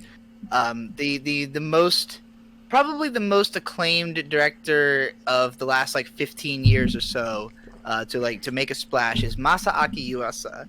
And the show I was initially going to put on the list was going to be Ping Pong, because it's an 11-episode sports anime that I wanted to choose to represent all sports anime, because it's super experimental and weird looking and cool, and the matches really push animation and sound design into some crazy highs. It's got moments that'll just make all the hairs on your body stand on end kind of thing. Really thrilling to watch. But more importantly than that, as sports narratives go, so the thing about sports anime is there's a lot of good ones, but the themes tend to pretty much be the same. There's only so many things you can really say about sports narratives, like messages about talent and how it affects people who, people who are training all the time versus people who have natural gifts, or the different emotional states of people who compete in sports and all that kind of stuff coming to a head. And it explores those themes very richly with also great dialogue. Just a well-written show, which is an extreme rarity in that genre. So if you don't hate the fact that it looks super weird, it's my favorite sports anime, but I couldn't leave it at that with this director, because I also really love his film The Night is Short, Walk On Girl, which is the best way I can describe it is like a drunken party that lasts through a night that is obviously a lot longer than a night, but it's presented as one night. And it's this girl who's just kind of exploring the town, just meeting people, throwing herself into situations and seeing what's going on while getting drunk nonstop. So the whole first 40 minutes of the movie is just this girl going from like place to place and getting drunker and drunker with people, and everything getting weirder and more experimental with the visuals and stuff, and more lively as it goes. And then it kind of goes into an arc of the college that she goes to and exploring some characters and their scenarios there. It's a movie that's sort of set in chapters, but it's man, I can't really even. I got really shit faced while I was watching this movie because the character kept drinking, so I kept drinking, and man, I was just having a time drinking along this movie. But the more well-known anime that shares visual similarities to it, and is from based on a book by the same author, is the Tatami Galaxy, which is a show about a guy who spends his 2 years in college basically being a social outcast and hanging out with this little gremlin guy who they decide to just start fucking up everyone else's good time because they can't have a good time. And the first episode is the dialogue happens at a mile a minute. You can barely read the fucking subtitles on the show because they're going so fast. And it super condenses 2 whole years of this guy's life into one episode, at the end of which he dies, and the second episode then goes back through those 2 years, but he joined a different club, and things are slightly different. And so the whole show is like each episode looping us back through different potential existences that he could have had in college until he starts figuring out what he's doing wrong and trying to fix it, and slowly losing his mind in the process as he realizes he's in like a multiverse kind of situation. So that reminds me. That reminds me of a Polish movie that I really like, called Blind Chance. It's by Krzysztof Kieślowski, and it's not on the list because he's a little bit more of a deep cut. But Kieślowski is I'm a huge stan for Kieślowski. But Blind Chance is about how this guy's life would be completely different, depending upon whether or not he gets on a train, like on a subway. That sounds like a fun time. Yeah, it's a really good movie. But yeah, so Tatami Galaxy is probably the most beloved of Yuasa's shows among college students. Like anyone who is ever socially awkward in college, this is like their go-to. But I personally favor the other two I mentioned. He also did a show called Kaiba, which is a really interesting sci-fi show that's set in a I think people have compared it to like Minority Report or something like that. But basically, people have chips in there. Like you can download yourself into a chip and switch bodies that way. I guess it's kind of like that like show, Altered Carbon. Like Altered Carbon. But it's way more weird visually. It's like everything looks like a retro '60s cartoon, and like it's just like really colorful and explosive and like. You're seeing stuff that like you can understand that like, oh, that's a train, but it don't look like no train, you know, like everything looks really weird and cool, and it explores like all of this guy's shows are a lot more willing to dive into like sexual extremeness and stuff like that in a way that anime usually doesn't, and he uses the weird art style to kind of like tackle these more grown-up topics. He also directed Devilman Crybaby, which while it is a very solid Devilman adaptation, I don't think it's Kino compared to his other work, but it does have some of the craziest sex and violence scenes that you'll ever watch in the first episode. Well, I'll be talking about some sex and violence a little bit later. Yeah, good. Yeah. But yeah, Masaaki Yuasa basically, for a long time it seemed like he could do no wrong. He eventually created his own studio, and some of the films that have his name on them from that studio, I'm not as in love with some of his other work. My brother disagrees with me. He thinks everything he's done is a masterpiece, so, you know, take it however you will. But he is... and he also directed Mind Game, which is one of the most, like, postmodern experimental films. It's the most accurate stream of consciousness, like it feels like reading Ulysses as an anime, basically. It's, like, it's really fucking trippy and heady, but also just, like, fun and bombastic. So... I would probably to like film buffs, that would be the one I'd recommend because it was like his first major directing job in 2004, and ever since then I think he's been trying to tone it down because it's like just did every conceivable idea in that movie. But yeah, Masaaki Yuasa, everything he's done is worth watching. So I did have a singular movie for my number 6, but I'll just sort of like, kind of follow in your footsteps here and make my number 6 just a director as well, because this was, it was too difficult for me for this. So I had Andrei Rublev here, but I'm just going to make number 6 Tarkovsky. Andrei Tarkovsky, who is probably the most well-known Soviet film director, at least like Soviet art film director in the West. Obviously there were movies and stuff that did better than his in the Soviet times, like The Diamond Arm and stuff. It was a huge hit back in the day in the USSR. But Tarkovsky has just lasted, through time. I mean, incredibly well. And the movies that I really, really like by him, and I think that everyone should watch. My favorite film by him is Zerkalo, which is Mirror in English, and with Mirror, it's got this. I know I said this about the other film, but it's got this like poetic kind of editing. It doesn't really have a normal narrative structure. It follows a boy and his mom, and then the boy is grown up, but it's all from like a sort of first person perspective, and his wife is played by the same actress as who played his mom. And it has this whole thing to do with basically like father and son, mother and son, ancestors, sort of how time moves in this like weird way. It goes to World War II and like the memories in World War II. It has a lot to do with memories, because essentially the idea behind the movie is that there's this dying man, this unseen dying man that's Tarkovsky on a bed in a hospital, and it's kind of like he's going through his entire life just sort of in these memories, and they're playing it, and so it's got this dreamlike editing to it.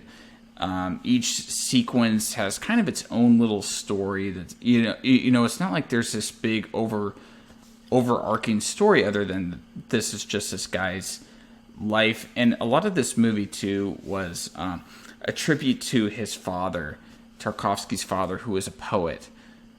So he has a lot of his father's poetry in the film that complements the movie, and a lot of the movie was inspired by his father's poetry. So it's probably it is his most personal film, is Mirror, but it's also arguably his most like inaccessible movie, because it doesn't really have a set story. It doesn't really have like this like set narrative. So a lot of people who get into Tarkovsky, they start off with Stalker, which is a good starting point. I mean, it is a bit more experimental than like some of his earlier work. But I mean, I love Stalker. And that's based on the book Roadside Picnic, but it's also very inspired by like the paintings of Belenok. So Stalker is great. I mean, if you hear people talking about Tarkovsky like in a sort of film bro sense, like they're gonna be talking about Stalker. But I think that a good like starting off point for Tarkovsky are his two earlier films, which are Ivan's Childhood and Andrei Rublev. Ivan's Childhood is a World War II movie, and it's very accessible. It's got the Tarkovsky stylings in it and everything like that. It was his first feature film, but it's not like Mirror, where it's like this. It's supposed to be like this visual poem, And then Andrei Rublev is a historical epic about a man who paints Orthodox Christian paintings, but gets involved in all these like big historical events, like battles and stuff like that. And it's kind of Lord of the Rings-ish, in a sense. And it's really fun. It's a really fun movie. I'm pretty sure that the shot in The Fellowship of the Ring where Boromir gets hit by the arrows and falls into the river, that's taken straight from Andrei Rublev. So it's just a really great, like, just big epic movie. If you can see it in the cinema, go see it in the cinema. Solaris, of course, that's another big Tarkovsky classic. sci-fi film that got remade. The remake is nothing like his film. And then, his more sort of introspective works are The Sacrifice and Nostalgia. And Nostalgia famously has the ending, or it's not the ending shot, but close to the end. No, maybe it is the ending shot. I don't know. It's been about a year since I've seen it, so I might be mixing it up. But it's at the end. At the end, the main character takes a candle and walks across a sulfur bath. And I thought this was when you said Tchaikovsky, the first thing I thought of was that shot. Yeah. I've seen it mentioned in lots of videos before. Yeah, and it's like over 9 minutes long. Of him walking across a sulfur bath holding a candle. And if you watch the whole film, it's a very powerful moment. It gets memed on because it's like, wow, a 9.5 minute shot of a guy walking with a candle. But if you watch the whole film, it makes a lot of sense. That's how I feel about a certain shot that lasts a whole minute in Evangelion. That's very infamous. Next, I've got 3 movies. I have Ip Man as my essential karate movie because it's so much fun. It's a lot of fun. I'm glad you didn't pick The Raid. Although Ip Man is basically Chinese propaganda. It really? It is, especially the second one. Yeah. Because the second one's about him beating an American boxer and because I think the first one, their enemy is Japan. Yeah, their enemy is Japan in the first one, yeah. They're both, extremely nationalistic. And then was it Ip Man 4 or 5 where he goes to San Francisco? I've only seen the first 2, but I wouldn't be surprised. For my number 5, this is a little bit odder because I'm kind of recommending a franchise, at least parts of it. But it is Ghost in the Shell. Classic, perennial sci-fi anime series that was originally a manga that is essentially a police procedural set 60 years in the future.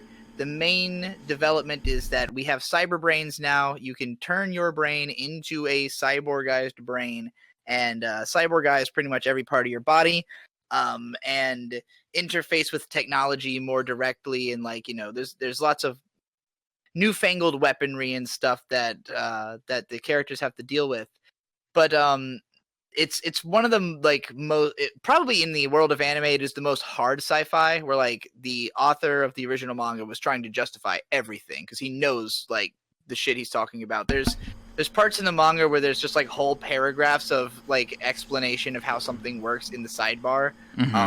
So very technically detailed, but whereas the original manga is kind of fun, it's more of a normal police procedural.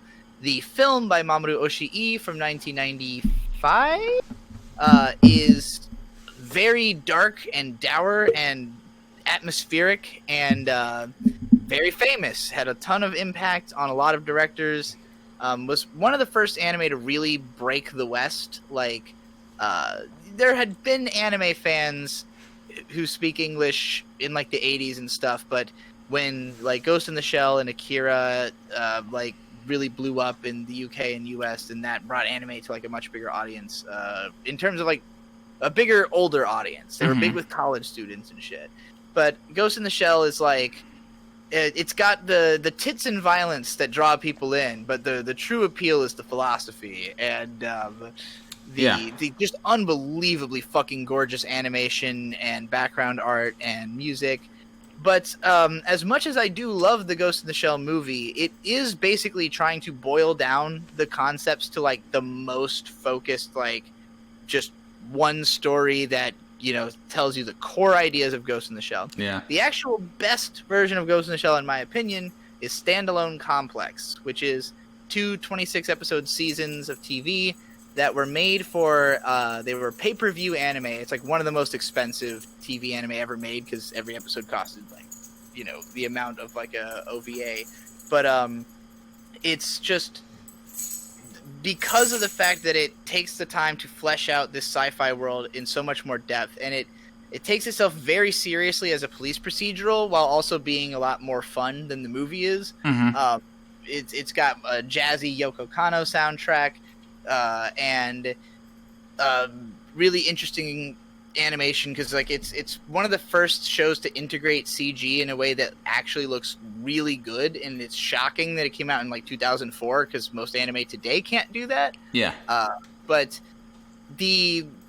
when I was younger, I didn't get Ghost in the Shell Standalone Complex because it is very slow and very technical. But when it starts talking about ideas like AI developing thought and personhood, or what it means to have your brain continually redubbed into new packages and stuff like that, and getting more and more distant from your physical body, is really fascinating. But what makes Ghost in the Shell a classic more than anything else is the main character, Motoko Kusanagi, one of the greatest role models in anime history, because she's a full body cyborg because she was like in an accident when she was young and she just can't be in her original body. So because of this, she has embraced the technology more than anybody else. And while we'll see stories of people who like literally port themselves into a cyber brain and then just like live inside of an inner movie theater and watch their own films for the rest of eternity and stuff like that.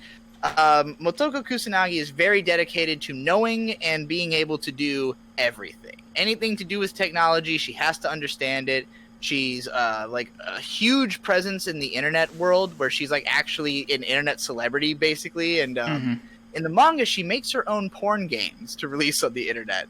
So by the time you get to the second volume of the manga, or like the film Solid State Society that is after the show, she's just gotten like so powerful through the internet that she can control multiple bodies at once, and like it's just like affecting things all over the place. And actually, in the original film, the puppet master, who is the villain, is an AI that was created just like an AI that created itself by just all the information that was on the internet, like becoming self-aware, and it actively seeks out Motoko because her presence had such an influence on it that it's like, well, I wouldn't exist if not for the fact that you've been online and I've been reading your posts, basically, or I am the creation of the fact that you exist. Very fascinating stuff, and the whole show is great. It'll give you tons to think about. And again, for me, I was not a big sci-fi fan until I got into like Ghost in the Shell and Mass Effect, the video game series, because both of them have like the most robust sci-fi universes I've seen, and I really like that. So, highly recommended. So my next one is a bit of an experimental film, but it's like one of those must-see experimental films. And I'm sorry if my list may come off as like, like I'm a film student or whatever. I'm trying to like make a list of like movies to really get into. Movies to really get into Kino. Of course, there's going to be deeper cuts and things like that. But with this movie, Ingmar Bergman really sort of made a leap. And I think that it's a very important movie. A lot of people consider it his best movie. Actually, or my favorite movie from Bergman, personally, is Fanny and Alexander, which is his final film. But this movie, I think, is his most important. And that is Persona, which came out in 1960, I believe. And Persona stars Bibi Andersson and Liv Ullmann, and it's pretty much just the two of them. There's a couple actors that that come into play, but it's about an actress and and her nurse, and they go to this beach house, and the actress has like lost her voice, and so the nurse is doing all the talking. But the interesting thing about this film is that it's about this like parasitic relationship where their identities start to merge, where it becomes hard to tell like who is who. That's extremely interesting to me. Yeah, whose memories are whose, and you know what I mean. And like she starts just to tie that into Ghost in the Shell, because that's kind of how the first movie ends. Is that the puppet master and Motoko have to irreparably fuse into one mind in order to live. Yeah, and this is done in a very sort of like, I mean, this is a Swedish movie, Swedish art house movie, so it's done in a very like, it's Bergman-esque way. I mean, it's a Bergman movie, but the opening bit of the film is like this montage that I believe inspired the. I could be wrong. I could be completely wrong, but I believe it inspired the video for The Ring that they watch. That tape. Yeah, so the opening montage of Persona, I believe, inspired the videotape of The Ring. I could be completely wrong, but I'm pretty sure this girl crawling out of a well towards the camera. There's a whole bunch of really weird imagery, and actually, it was the first time I think in a film I saw an erect penis in a movie. There's a shot, like a flash of it. There's a lot of. My mind is Antichrist. Oh yeah. No, I saw Persona before I saw Antichrist. But no, that was like, it has this really experimental montage before, and then it goes into this movie that's about the loss of identity. It's about the sort of like weird parasitical relationship between these two women, and it's not that long. It's 80 minutes, so it's a pretty short film, but it's incredibly fascinating, and that's going on my must-watch list because just thematically it appeals to me a whole lot. Yeah, so I won't say anything more. A lot of these movies, like I would love to just talk about like every single scene. You know what I mean? I want to go like, and wasn't this scene so cool and stuff like that? And I'm thinking, the people who are watching this, they haven't seen these movies. You know what I mean? I don't want to spoil it for them. Right. But I'm trying not to as well. I don't. Luckily, on my list, a lot of these shows can't really be spoiled because they're not like so plot driven, But there will be some coming up. Oh, and Persona has some very hot scenes. Just gonna say. Next, I have my favorite childhood movie, and that is The Iron Giant. It's also my favorite anti-government movie because Kent Mansley is such a fucking doofus. That's a good movie. He nukes a town because he's scared of a robot. Yeah.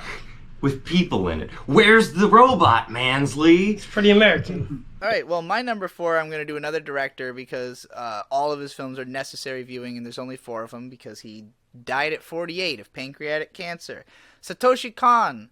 His first film, Perfect Blue, that was the one I was going to put on the list just because it might be my favorite, but they all have to be seen. Perfect Blue is a psychological thriller about a pop idol who decides to transition into becoming an actress, and her obsessive fans start stalking her, and there's all kinds of crazy murders happening around her, and the mystery of the film is basically like, who the fuck is doing this? Is she just losing her mind? Is this actually happening? It's all about this like emotional downward spiral she goes on of, not being able to tell what the hell's going on in her reality anymore. It is extremely prescient. As an internet celebrity who's had my house broken in on, I relate to a lot of this movie in a way that I really wish I didn't. So it was a movie I saw when I was pretty young, and it scared the shit out of me. And then seeing it as an adult, I was like, I should have been way more afraid even than I was. But I saw the movie in the cinema. Oh, excellent. I would have loved the opportunity.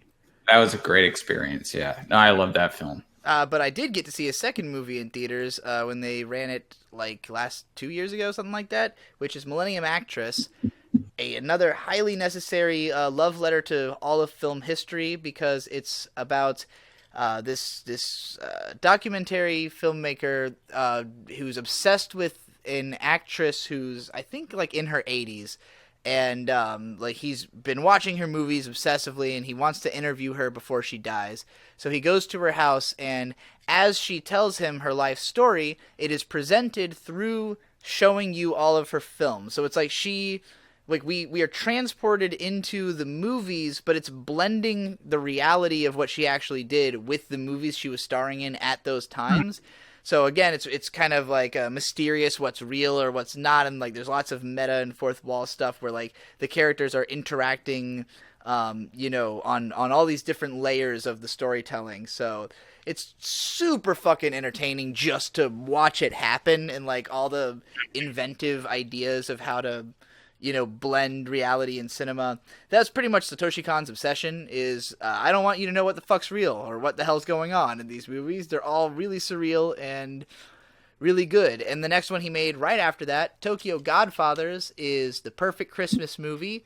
It's about 3 homeless people who discover a baby, and they're trying to find out where it came from and bring it home.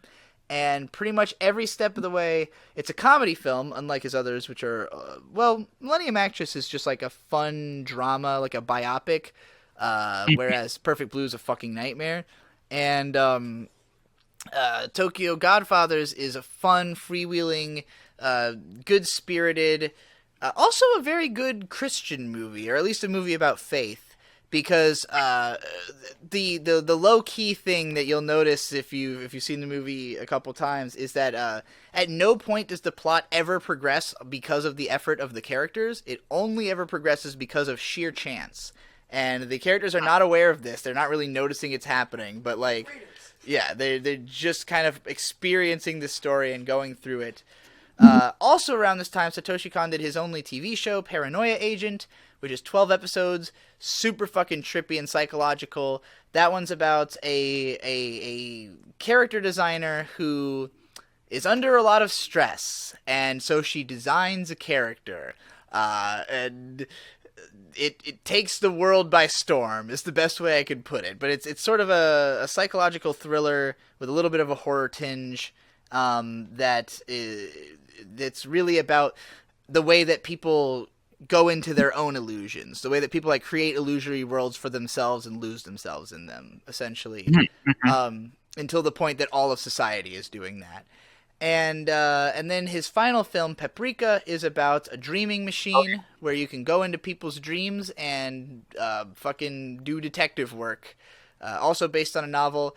Paprika is it's kind of long and really out of control. It's got tons of crazy experimental visuals, and some really fucking weird and disturbing moments in certain places. But I was not as into Paprika as his other movies. I thought it was a little bit of a clusterfuck. Maybe I could watch it again and I'll like it more. I'm not sure. It's still considered a classic by many people, and I'm not going to tell you that you shouldn't, consider it something that you need to see. But particularly Perfect Blue and Millennium Actress, those are the ones that you gotta watch those movies because they're just way too damn good.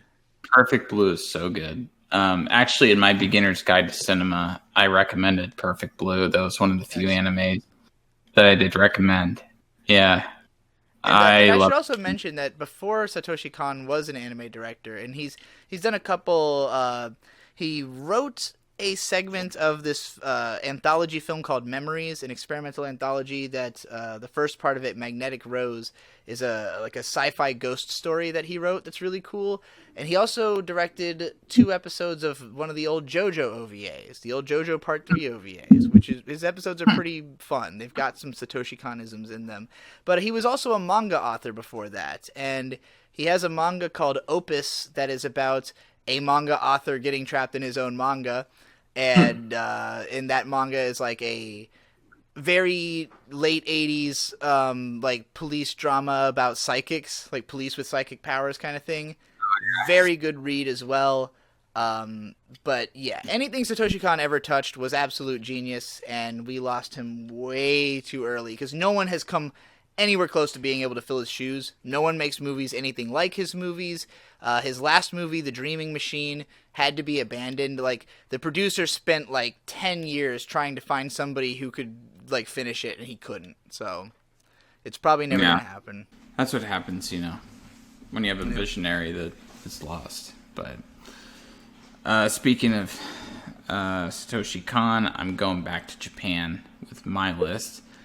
And we are going to Masaaki Kobayashi's film, Hara-Kiri, which is my favorite samurai movie. I'm a huge fan of samurai films. From Kurosawa's films to Zatoichi, I just love samurai movies. But Hara-Kiri is it's the actor Tetsui Nakadai. I probably butchering these, no, that Japanese. Sounds right. That sounds correct. So he's like this Ronin, right? That goes to this feudal lord's like palace, his palace, yeah. And he requests to commit ritual seppuku, because this is like in the period that kind of is like the after the samurai period, right? Where it's like the samurai were seen as just like these, basically just as these thugs, right? So he and they would go into these palaces and ask to commit ritual seppuku, really just as a means to beg for money, because like the whole old ways were destroyed, where they could make any kind of money. So before he decides to kill himself to commit seppuku, he gives the story of why he came to this palace. And let me tell you, it is one of the most just intense and also badass like stories in all of like samurai or even film history, with some stuff that's just like you're watching it and you're like, holy shit. And it has the best ending samurai fight in any movie. The best. That sounds lit. Yeah. Wasn't that movie remade by Takashi Miike at some point? Was it? I might be wrong. I might be thinking of something else. I know he made 13 Assassins, which was kind of like Seven Samurai. Sort of, kind of. I don't know. I'm not a huge Takashi Miike fan. Like, that's where I diverge with some people, because I think that, it comes across in his films that he makes his movies really, like, quickly. Yeah, well, he makes like 4 of them a year for like 15 years. But, Hara-Kiri, sick. My favorite American movie is Lincoln, the 2012 film. Cool. I really got a kick out of it. Mary Lincoln was portrayed really well. Lincoln was portrayed really well. It's Daniel Day-Lewis, and he did a lot for it. There's at one point, Lincoln is having people over at his log cabin. Someone uses the bathroom and notices there's a picture of George Washington over the toilet, and they go, "Well, what's that for?" And Lincoln looks, laughs, and goes, "Well, that's in case any redcoats ever come over and they need help using the bathroom." Because they shit themselves. Right, yeah. That's fun. I'll move on to my number 3, which is Neon Genesis Evangelion. Probably my second favorite anime after Shirobako. It is, in my opinion, the most Kino anime. Every single image of it is goddamn beautiful and deeply etched into my mind. It has probably the most like impressionistic cinematography I've seen in anime without going actually crazy experimental. It has stuff, and it has influential techniques in it, but for the most part, it's just the insanely good framing on everything and incredible design work, detail in the setting. But Eva takes place in 2015, I think. It was made in 95. The world was mostly ended by something called an angel falling and melting Antarctica and flooding the world. And now more angels are showing up, and so there's this organization called Nerve that created these giant robots to fight the angels, and they need young kids to pilot them, but all of those kids are very psychologically disturbed, and they do not have a good time. I want to say this. My favorite scene in Evangelion is when Shinji says, "I'm so fucked up." Yeah, that's a good one. Oh, man. End of Eva is next level. Like, as I love the show, but the movie is so, like, orgasmic to watch that it's like, I could watch End of Eva over and over again forever, probably, and never get tired of it. The third impact is super good. It's like where he's like melding with it and everything, and also it all comes tumbling down, tumbling down, tumbling down. Also, just that last, I'm not going to spoil it, but the last image that we're stuck with of Shinji and Asuka. I don't think you can not spoil that because it's everywhere on the internet. It's like a huge meme, but it is a classic shot. And I think it's kind of on the movie poster as well, or at least the giant Ray head is. But yeah, I mean, the imagery of that movie is the most insane imagery I've just ever seen. Like, so fucking awesome. No, it's good. Yeah, and you're right in that it's not necessarily like experimental in the way that it presents it, but the things that it presents are very next level, especially when it comes to anime. Yeah. So, like, one of the most interesting things about the TV show is that it changes radically in tone every 5 episodes or so because of the introduction of different characters. And it's ultimately a show about communication. It stars a kid who does not know how to communicate in any way, shape, or form, and no one really knows how to reach him.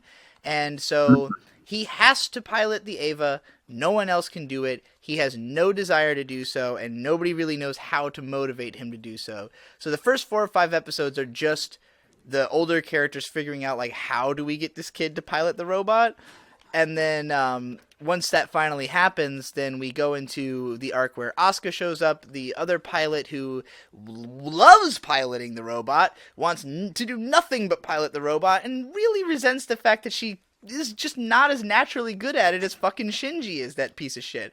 Yeah. So, they have a conflict throughout the midsection of the show, which becomes much more of like a fun anime action show. And there's a lot of people who like, this is the only part of the show they like, where they're like, oh, it's actually like watchable. Because after that, it just dives into sheer psychological horror because the angels keep getting better at fucking with our protagonists when they start reading their mind and realizing that, oh, we can just make them go insane and they won't be able to fight us anymore. So it basically becomes like a bunch of Lovecraftian monsters mind-raping children, and it's pretty fucked. But this is another show that I think the fact that it has an older cast that is super fleshed out is what makes it so easy to return to. Like, when I watched this first, I was 14. I felt like I was Shinji Ikari. Then I watched it when I was in my 20s, and I felt like I was Misato. So it has a nice evolution of how you can connect to different people as you grow up. But it's just so insanely fleshed out and dense with information. It's a show that, like, as you watch it again, you'll keep noticing just little flourishes and details that couldn't have made sense the first time. And again, the movie is just the most hype shit I've ever fucking seen. I personally am not the first time I watched the show, the last 2 episodes had a huge impact on me because there's this whole speech about, like, the Asuka in my mind and the Asuka in your mind are 2 different people and you need to acknowledge the existence of both. And, like, that was a revelation to me when I was 14. Now I see it as, like, imperative that you understand this to communicate in the world. But, like, those last 2 episodes were made because they couldn't finish the show. And they're very slapped together, and it's literally, like, hack writing. It's just explaining the themes for fucking 40 minutes. Whereas End of Eva, the movie, is, like, this unbelievably god-tier piece of artsy animation. So, yeah. It's like you can basically substitute the last 2 episodes of the show with End of Eva. I would say that if you're watching the show for the first time, I do recommend watching those last 2 episodes to have seen them. But yeah. Like, I don't think that they count as the actual end to me. Especially because it just doesn't even make sense as the ending of the story. Like, it kind of has a happy ending that's the congratulations that it ending had. Where it's like everyone's clapping and saying congratulations. Right. Yeah, and it's like, the last 2 episodes do kind of feel almost like a video essay on the show as a whole, in a sense, rather than like being summing everything up, you know.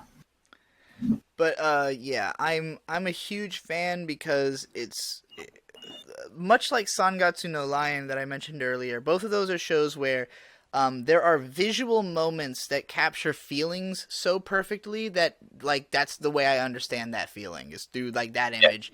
My favorite being, like, in episode 4, there's this long part where Shinji, like, runs away and just kind of walks around and, like, walks through all these fields. He goes to the edge of a cliff and it's all misty and he's just kind of, like, dissolving into the mist and it's, like, all white everywhere. And I'm like, yeah, that's what dissociation's like right there. So I love that. But and also I have to mention that Eva is just, like, one of the most important anime ever, specifically because, as I said about, like, Serial Experiments Lain and Cowboy Bebop, which are both on this list, are a direct result of Eva. Like, this show came out and was super successful, super popular. Not necessarily as much initially, but like when it got into the later episodes and then the reruns, it became like a huge mega hit. And so for a while, there was just way more experimental anime. The late 90s and early 2000s were a really good time for crazy shit. And I think pretty much what put a kibosh on that was that they started having to learn how to do digital, and that was really difficult. And then like 2006 came around and Death Note became the most popular thing in the world, and so anime became kind of mainstream and like became like more normal again, but in a good way sometimes. And also the negative effect of Eva is that Evangelion has a huge range of influences. It's influenced by lots of like tokusatsu shows from all around the world, special effects stuff, like influenced by live action movies and all kinds of things. Whereas in the wake of Eva, it created a kind of obsessive anime fan who only cares about anime. So like the director's biggest criticism of anime is that like so much of it is only taking influence from other anime, and so it creates this endless spiral of stuff that looks and feels exactly the same that all these great classical directors fucking can't stand. So yeah, you can say the same thing about YouTubers. Indeed. YouTube, But yeah, no, that happens. It's like films, like people who want to be filmmakers who study film and they're only influenced by other movies and they're not influenced by things like history or philosophy or theology or like these walking things around outside, like experiencing the world. Yeah, like you cannot generate media only from other media because you won't understand what that media is referencing in the first place. Yeah, exactly. Like you have to be well-rounded in order to really create something good. But yeah, so I'm going to go on to my number 3 here. Because I know it's later for you because I'm Central Time, but I do have work in the morning. Yeah. So my number 3 is Paul Thomas Anderson's The Master, which stars Joaquin Phoenix, Philip Seymour Hoffman, and Amy Adams. And it's loosely based on the creation of Scientology back in the 50s. But really what the film is about is it's about Joaquin Phoenix's character, who is this World War II veteran, who is this animalistic sort of primal kind of guy. Like he's the id. You know what I mean? Like he really is kind of the embodiment of the id. And after World War II, he's kind of a drifter and he's going from place to place, job to job and everything like that. He's a drunk. And not only is he like a drunk off of normal alcohol, but he's like drinking like cleaning chemicals and stuff like that to get loaded. Jesus. Like he's really bad off, right? PTSD, whatever, like the whole gamut. And he drunkenly stumbles upon this boat, that is owned by Lancaster Dodd, who is played by Philip Seymour Hoffman. And he is kind of a take on the head of Scientology, L. Ron Hubbard. Yeah, I think so. Yeah, I can't really think straight when it's this late. I'm getting, but I'm running on fumes at this point. Personally, yeah, I was at court at 8 in the morning. So yeah, same here actually. Oh, yeah. That's weird. So L. Ron Hubbard, and he takes an interest in this guy, and they begin this really intense friendship, and how the movie makes it feel is as if they're like two sides of the same person. But the cinematography of this film is just absolutely stunning, and you have two of the best actors to have acted in the last 20 years, Joaquin Phoenix, Philip Seymour Hoffman. Just two powerhouses right next to each other the entire time.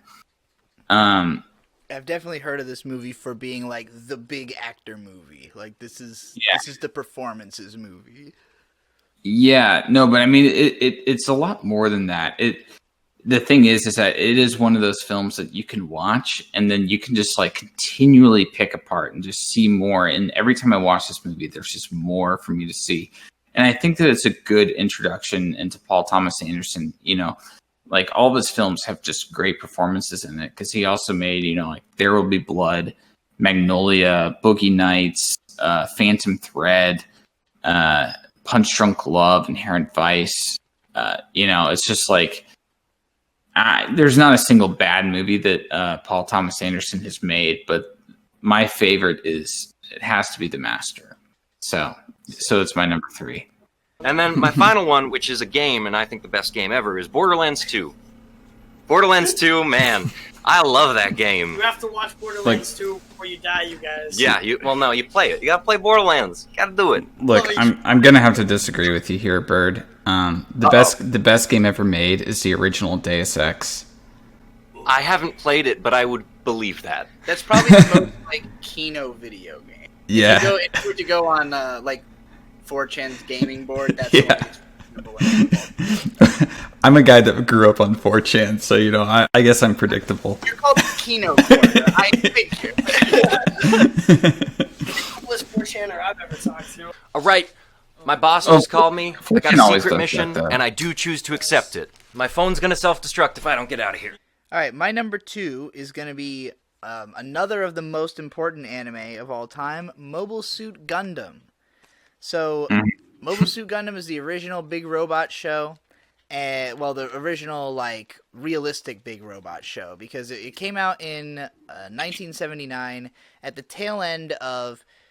Basically, up until the existence of Gundam, anime was primarily either, like, shows that are based on, like, classical literature, aimed at younger audiences or families and stuff like that. Sports anime, usually very, like, character-driven stuff, where you're, like, watching one person's life and their journey through life kind of thing.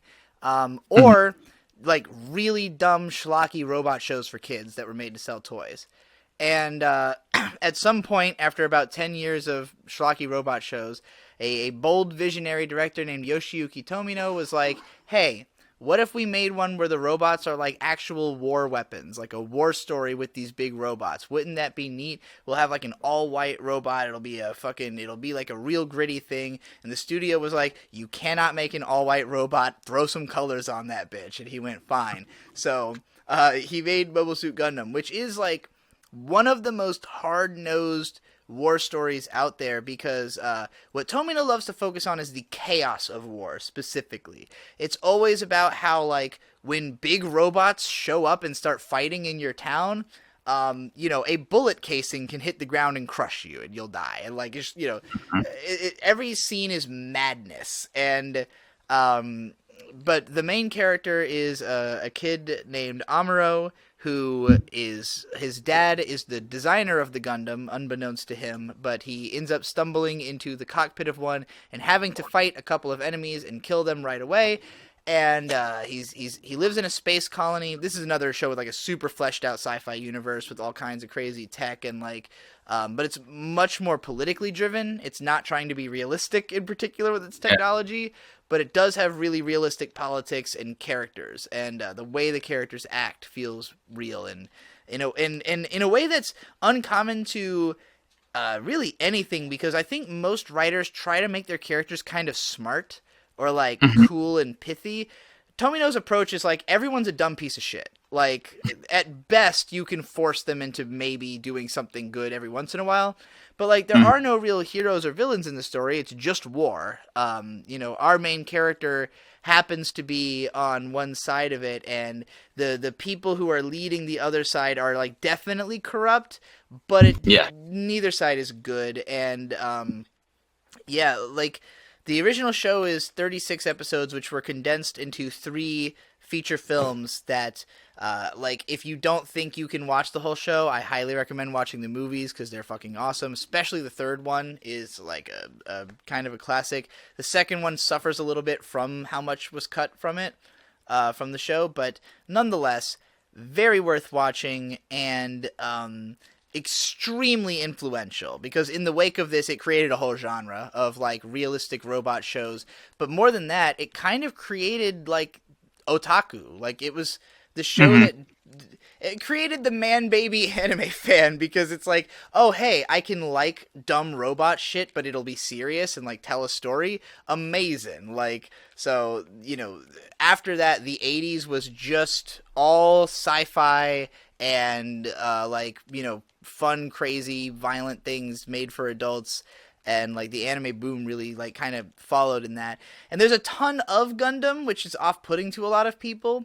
But I'll explain briefly that there are two different universes of Gundam. You have the Universal Century, which is all shows that actually take place within the same storyline as the original show. So anything that's within the UC is kind of worth watching, and that it all ties together. Some of them are better than others. The original is definitely worth watching, so at the very least you should check that out. Zeta Gundam, the direct sequel, is also quite good.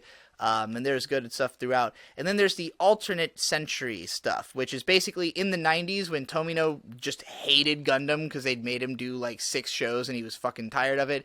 He'd gotten to a point where he just made it as depressing as possible and would just like have characters die all the time and just like everything sucks. So the studio finally went, hey, what if we like brought in other directors and made like alternate universe Gundam shows that can just sell toys? So most of those are the ones that have come to the States and been broadcast on TV. But you know, the original show is absolutely worth watching. I think I had to put it high on my list to really make sure people understand how imperative I think it is to watch, because everyone thinks that they don't have to. Everyone's like tries to make up excuses for themselves of why they don't have to watch Gundam. You gotta watch Gundam. It's worth it. It's actually good. People are put off by it kind of looking old, I guess, but it's actually really beautiful. The background art is like insanely gorgeous and detailed, and it brings the world to life in a big way. And insane things happen. I mean, the backstory that you're explained at the very beginning is that the war began when the people who live in space dropped a colony on Australia and killed a third of the population of the planet. So, like, right from the get-go, we are like apocalyptic levels of war. Really cool. All right, so my number 2 is my personal favorite movie of all time, and that is Terrence Malick's The Tree of Life, which came out in 2011. I've heard that as it's like, yeah. So it's really unlike any movie that has come out before it or has come out since. A lot of people try to ape Malick's style. Malick does have a very particular style, and even in this last year, movies like Minari and Nomadland were sort of taking on Malick's style. His style has become very popular in the last few years. I mean, because it's good, because it's effective. But what The Tree of Life is it's a very simple story, but told in a kind of symphonic, sort of a biblical way. It's just a story about a boy growing up in Waco, Texas. So Sean Penn is living in Houston, and he is reflecting on his childhood because it's the anniversary of his brother's suicide. So he's reflecting on his childhood, growing up with his 2 parents, who are played by Jessica Chastain and Brad Pitt, and he has 2 brothers, and his mom, and it's everything in the film is very allegorical. So his mom sort of represents the way of grace, and his dad represents the way of nature. So his dad is very overbearing, his dad is very violent and oppressive. His mom is very loving. His mom is very sort of spiritual. And the film uses, in my opinion, the film perfects cinematic language by telling stories on the screen, not through traditional narrative means, but by associative images and by symbolism and metaphor. And one of the things that the film does, and a lot of people had issues with the film because of this, but for me it's it works for the benefit of the movie, is that there's like a 30-minute sequence in the film where it veers off from the main story to show the creation of the universe. That sounds like my kind of movie. Yeah. So it shows the creation of the universe and the whole idea behind it. And just, my cousin was like, oh, this is the worst movie I've ever seen, and stuff like that. And me, I'm just like, my mind is like blown, I'm just like, this is amazing. And the whole point of it is that it's a very Christian movie. You have to understand that Terrence Malick is big time Christian, and a Rhodes Scholar from Harvard. The guy is like a genius. But it's the idea of the macrocosm and the microcosm. It's like we're seeing the creation of the universe. We're seeing billions of years of creation and evolution and everything like that, and yet we care about this one kid in Waco, Texas in the 1950s. It's kind of almost putting us like in God's eyes in a sense. It's this really just sort of transcendent experience. And that's I think that's the proper descriptor for the Tree of Life, is that it's a transcendent experience. It's just like you feel like a new person. If you really are experiencing the film. Yeah, would you say it induces ego death? So, it can. But if you're really experiencing the film, and I mean like no cell phones, no distractions, nothing like that, you are sitting down and you are experiencing this film. Nothing, like there's no other world outside of you. It's just this movie. It's a transcendent experience. It's just like, it's unlike anything I have ever. I've seen thousands of movies, and there's nothing like the Tree of Life out there. We'll definitely watch that movie because it sounds awesome. Yeah, it's okay. So I nerded out a little bit. All right, I used to work in Austin, and I visited the house where they shot the movie. That was one of my highlights in my film expeditions. I visited the shooting location of the film. It's in a place called Smithville, Texas, which is about 45 minutes ish southeast of Austin. But it takes place in Waco, and there's some shots in Waco as well. But all the performances are just great. And the cinematography is absolutely beautiful. The cinematography is by Emmanuel Lubezki, who is the first cinematographer to win 3 Oscars in a row for Birdman, Revenant, and was it Gravity? It was. Yeah, that sounds right. Yeah, and so he's just. I mean, it's just a whole bunch of masters just at work making an absolute masterpiece. And Terrence Malick didn't even have a script for the movie. I won't get too much into it because I will be making a video on the Tree of Life later this year. But yeah, the whole process for making the movie was just unlike anything I have ever heard of. But it makes sense because it's one of the very few one-of-a-kind films. Well, my number one most recommended anime, most Kino that you need to watch is basically every Ghibli film. I don't know how I was supposed to divide this. I could have filled the list with just Ghibli movies. So my personal favorite is The Wind Rises. Currently it's the latest film that Hayao Miyazaki has made, a biopic about a guy who made planes that eventually went on to bomb everybody in World War II. And basically he spends his whole life working his ass off and then realizes he shouldn't have done that, and it's really sad. Then my second favorite is Ponyo, which is the most fun, just exuberant, joyful movie of all time, about a little kid who meets a fish girl who accidentally floods the world, but it's all cool because everybody's having a good time. And also it's technically an adaptation of The Little Mermaid. Very weird as an adaptation of The Little Mermaid. Princess Mononoke, probably his most beloved film, a absolute epic about basically about the way that humans are trying to kill God and nature, and the hubris of attempting that, because God will ultimately just wipe you fucking out if you were to kill him, because you don't understand what you're doing if you try to do that. And it's this long epic exploring all of that. Spirited Away his film that won an Academy Award, the first anime ever to win an Academy Award for Best Animated Feature. And it's about a young girl whose parents take her to this old carnival place, and then they turn into pigs, and she gets trapped in the spirit world, and she has to learn how to work hard and the value of not being an entitled kid. It's a movie specifically about how Hayao Miyazaki is a dictator and working for Ghibli is miserable. So that's the undercurrent of that one. And then you've got other classics, Castle in the Sky. I personally don't consider it as much of a must-watch. I think it's a little bit sloppier, but it has such iconic imagery and music, and it's like very culturally important. Nazca of the Valley of the Wind, which is an absolutely fucking gorgeous biopunk epic.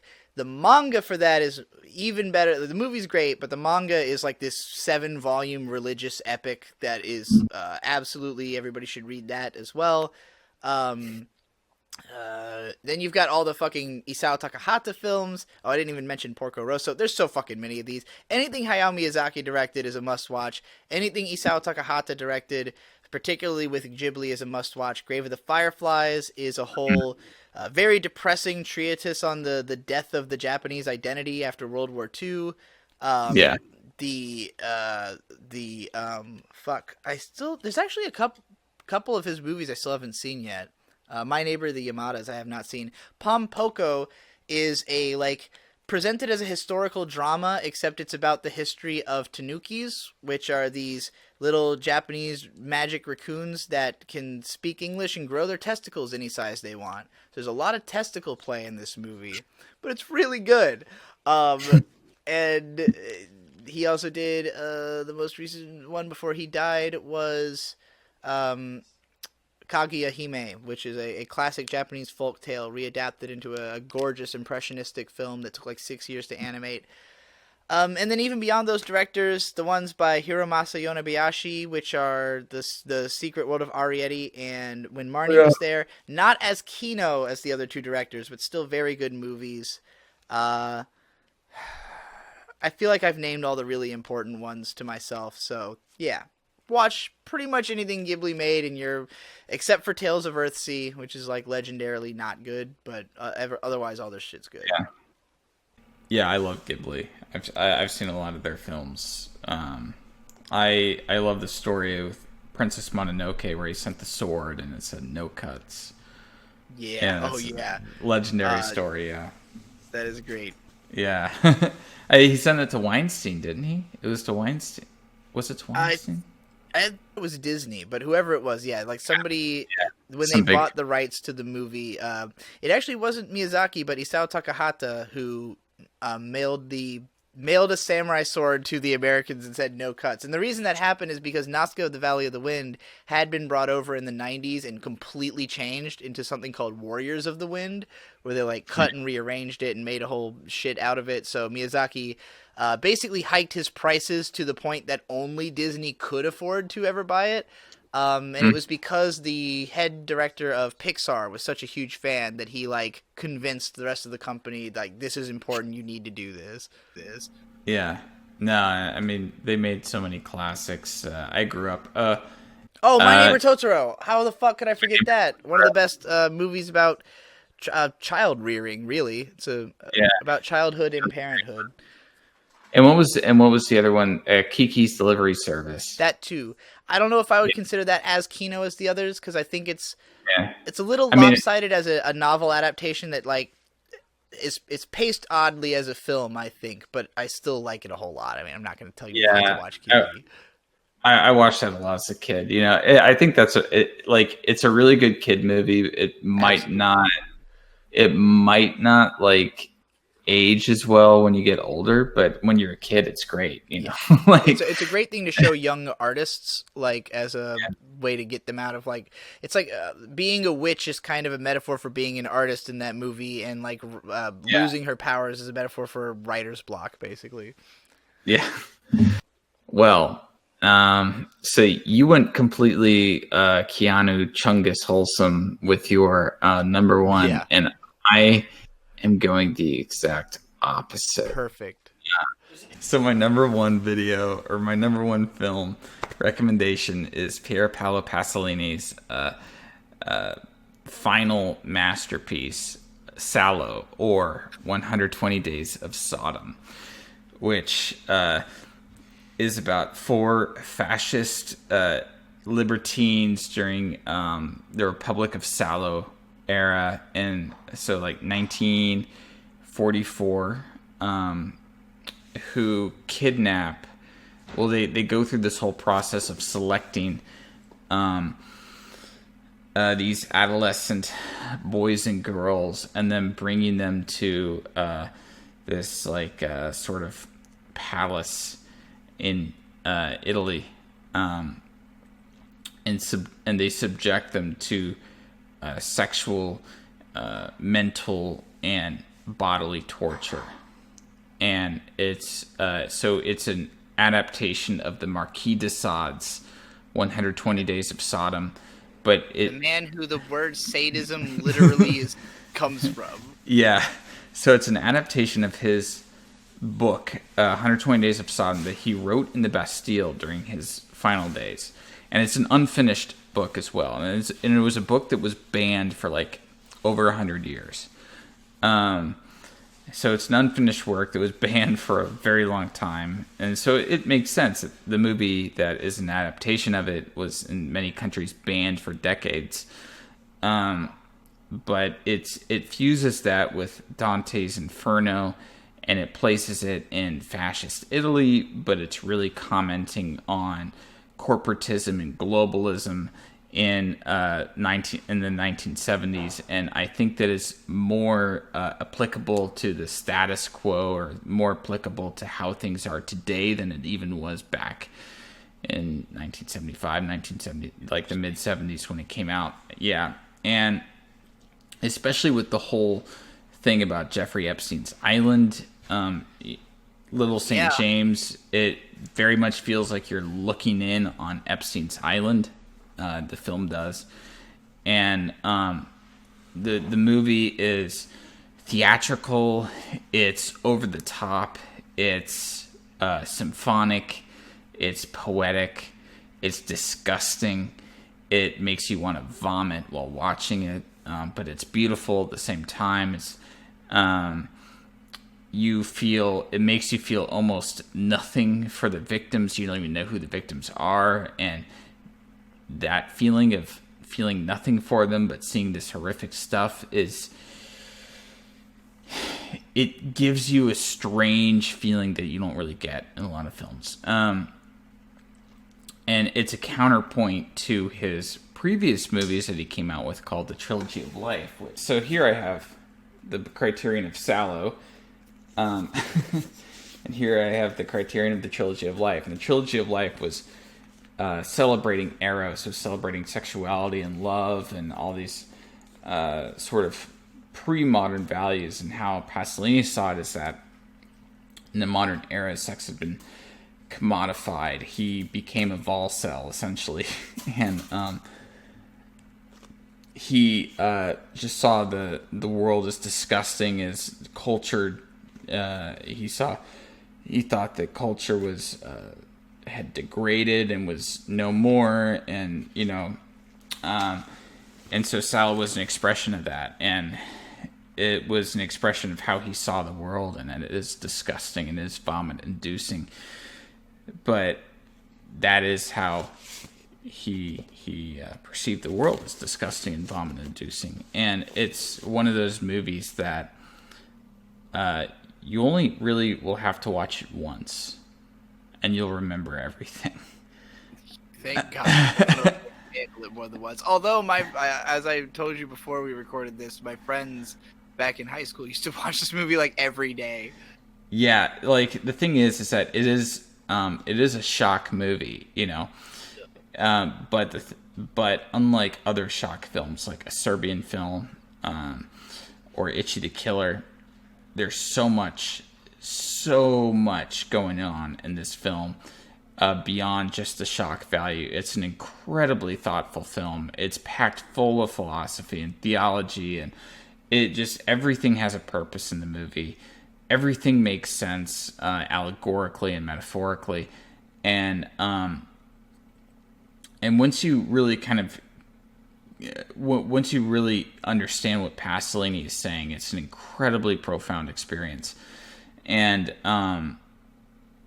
it's a movie that you will just be thinking of. You'll be, you might not have seen it for several months, and you'll be walking around town, and all of a sudden, you'll start thinking about Salo. Like, it's a film that does not get out of your head.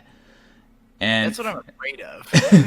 For better or for worse, Yeah. Like, personally, for me, I like it. I think it's just such an interesting film. I think it's so interesting. And but yeah, I mean, there's definitely parts of it that are very hard to watch, especially the parts where they are forced to eat shit, and the shit looks very realistic. Yeah. Those parts I almost threw up watching the film for the first time.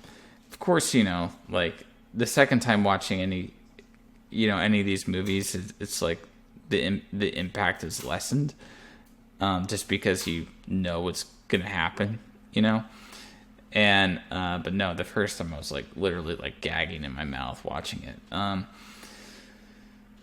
But I was watching it with this understanding that I was seeing everything, and I understood what Pasolini was saying with everything that he had on screen. And it's got an incredible score by Ennio Morricone. Perfect. Yeah. And the ending to it is just haunting. I would bet. Yeah, it's got the most haunting ending of any film. Well, we've done it. We've recommended what I consider the 15 most Kino anime, and you consider the 15 most Kino films that you need to see before you die. Yeah. And you might... Also, there was Ari and Riley's like 3.5 hours ago that I'm trying to remember. Plus like a ton of other things. Oh yeah, plus way more than 15. Neither of you did 15, which is great. Yeah, I mean, that was even my cut down list. Right. So. No, that's awesome. Thank you both for doing this for the internet. They should also thank you. Yeah, please thank us both for staying up to what for me is 3:30 in the morning, having woken up to go to court. Both of us woke up to go to court at 8 in the morning. What a coincidence. Yeah, unbelievable. But we stuck it out for y'all. Awesome. Well, this has been VOIDGAZERS, episode 6 or 7. Well, this has been VOIDGAZERS, the Kino cut. Yeah. The Kino cut, yeah. Just like Zack Snyder's cut, which, all right, you film Twitter people who are, so far up your own asses. Zack Snyder's cut was actually good. Yes. I agree. Yeah. I enjoyed it.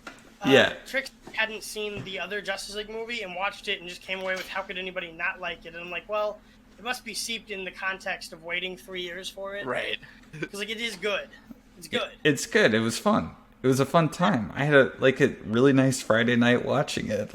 No complaints. I argued with someone I won't name for thinking that slow motion was bad. And I'm like, it's a Zack Snyder movie. Yeah. Watch Michael Bay films if you don't want explosions. Right. I don't know what else to fucking say. Yeah, I mean, I saw 300 in the cinemas, right? That's all slow motion. all of them. Watchmen, Zack Snyder really likes the slow-mo action scenes. Yeah. It's just a staple of the director.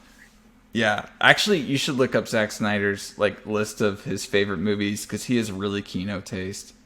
Cool. I'll look into him. Good to know. Yeah. Anyway, thank you again.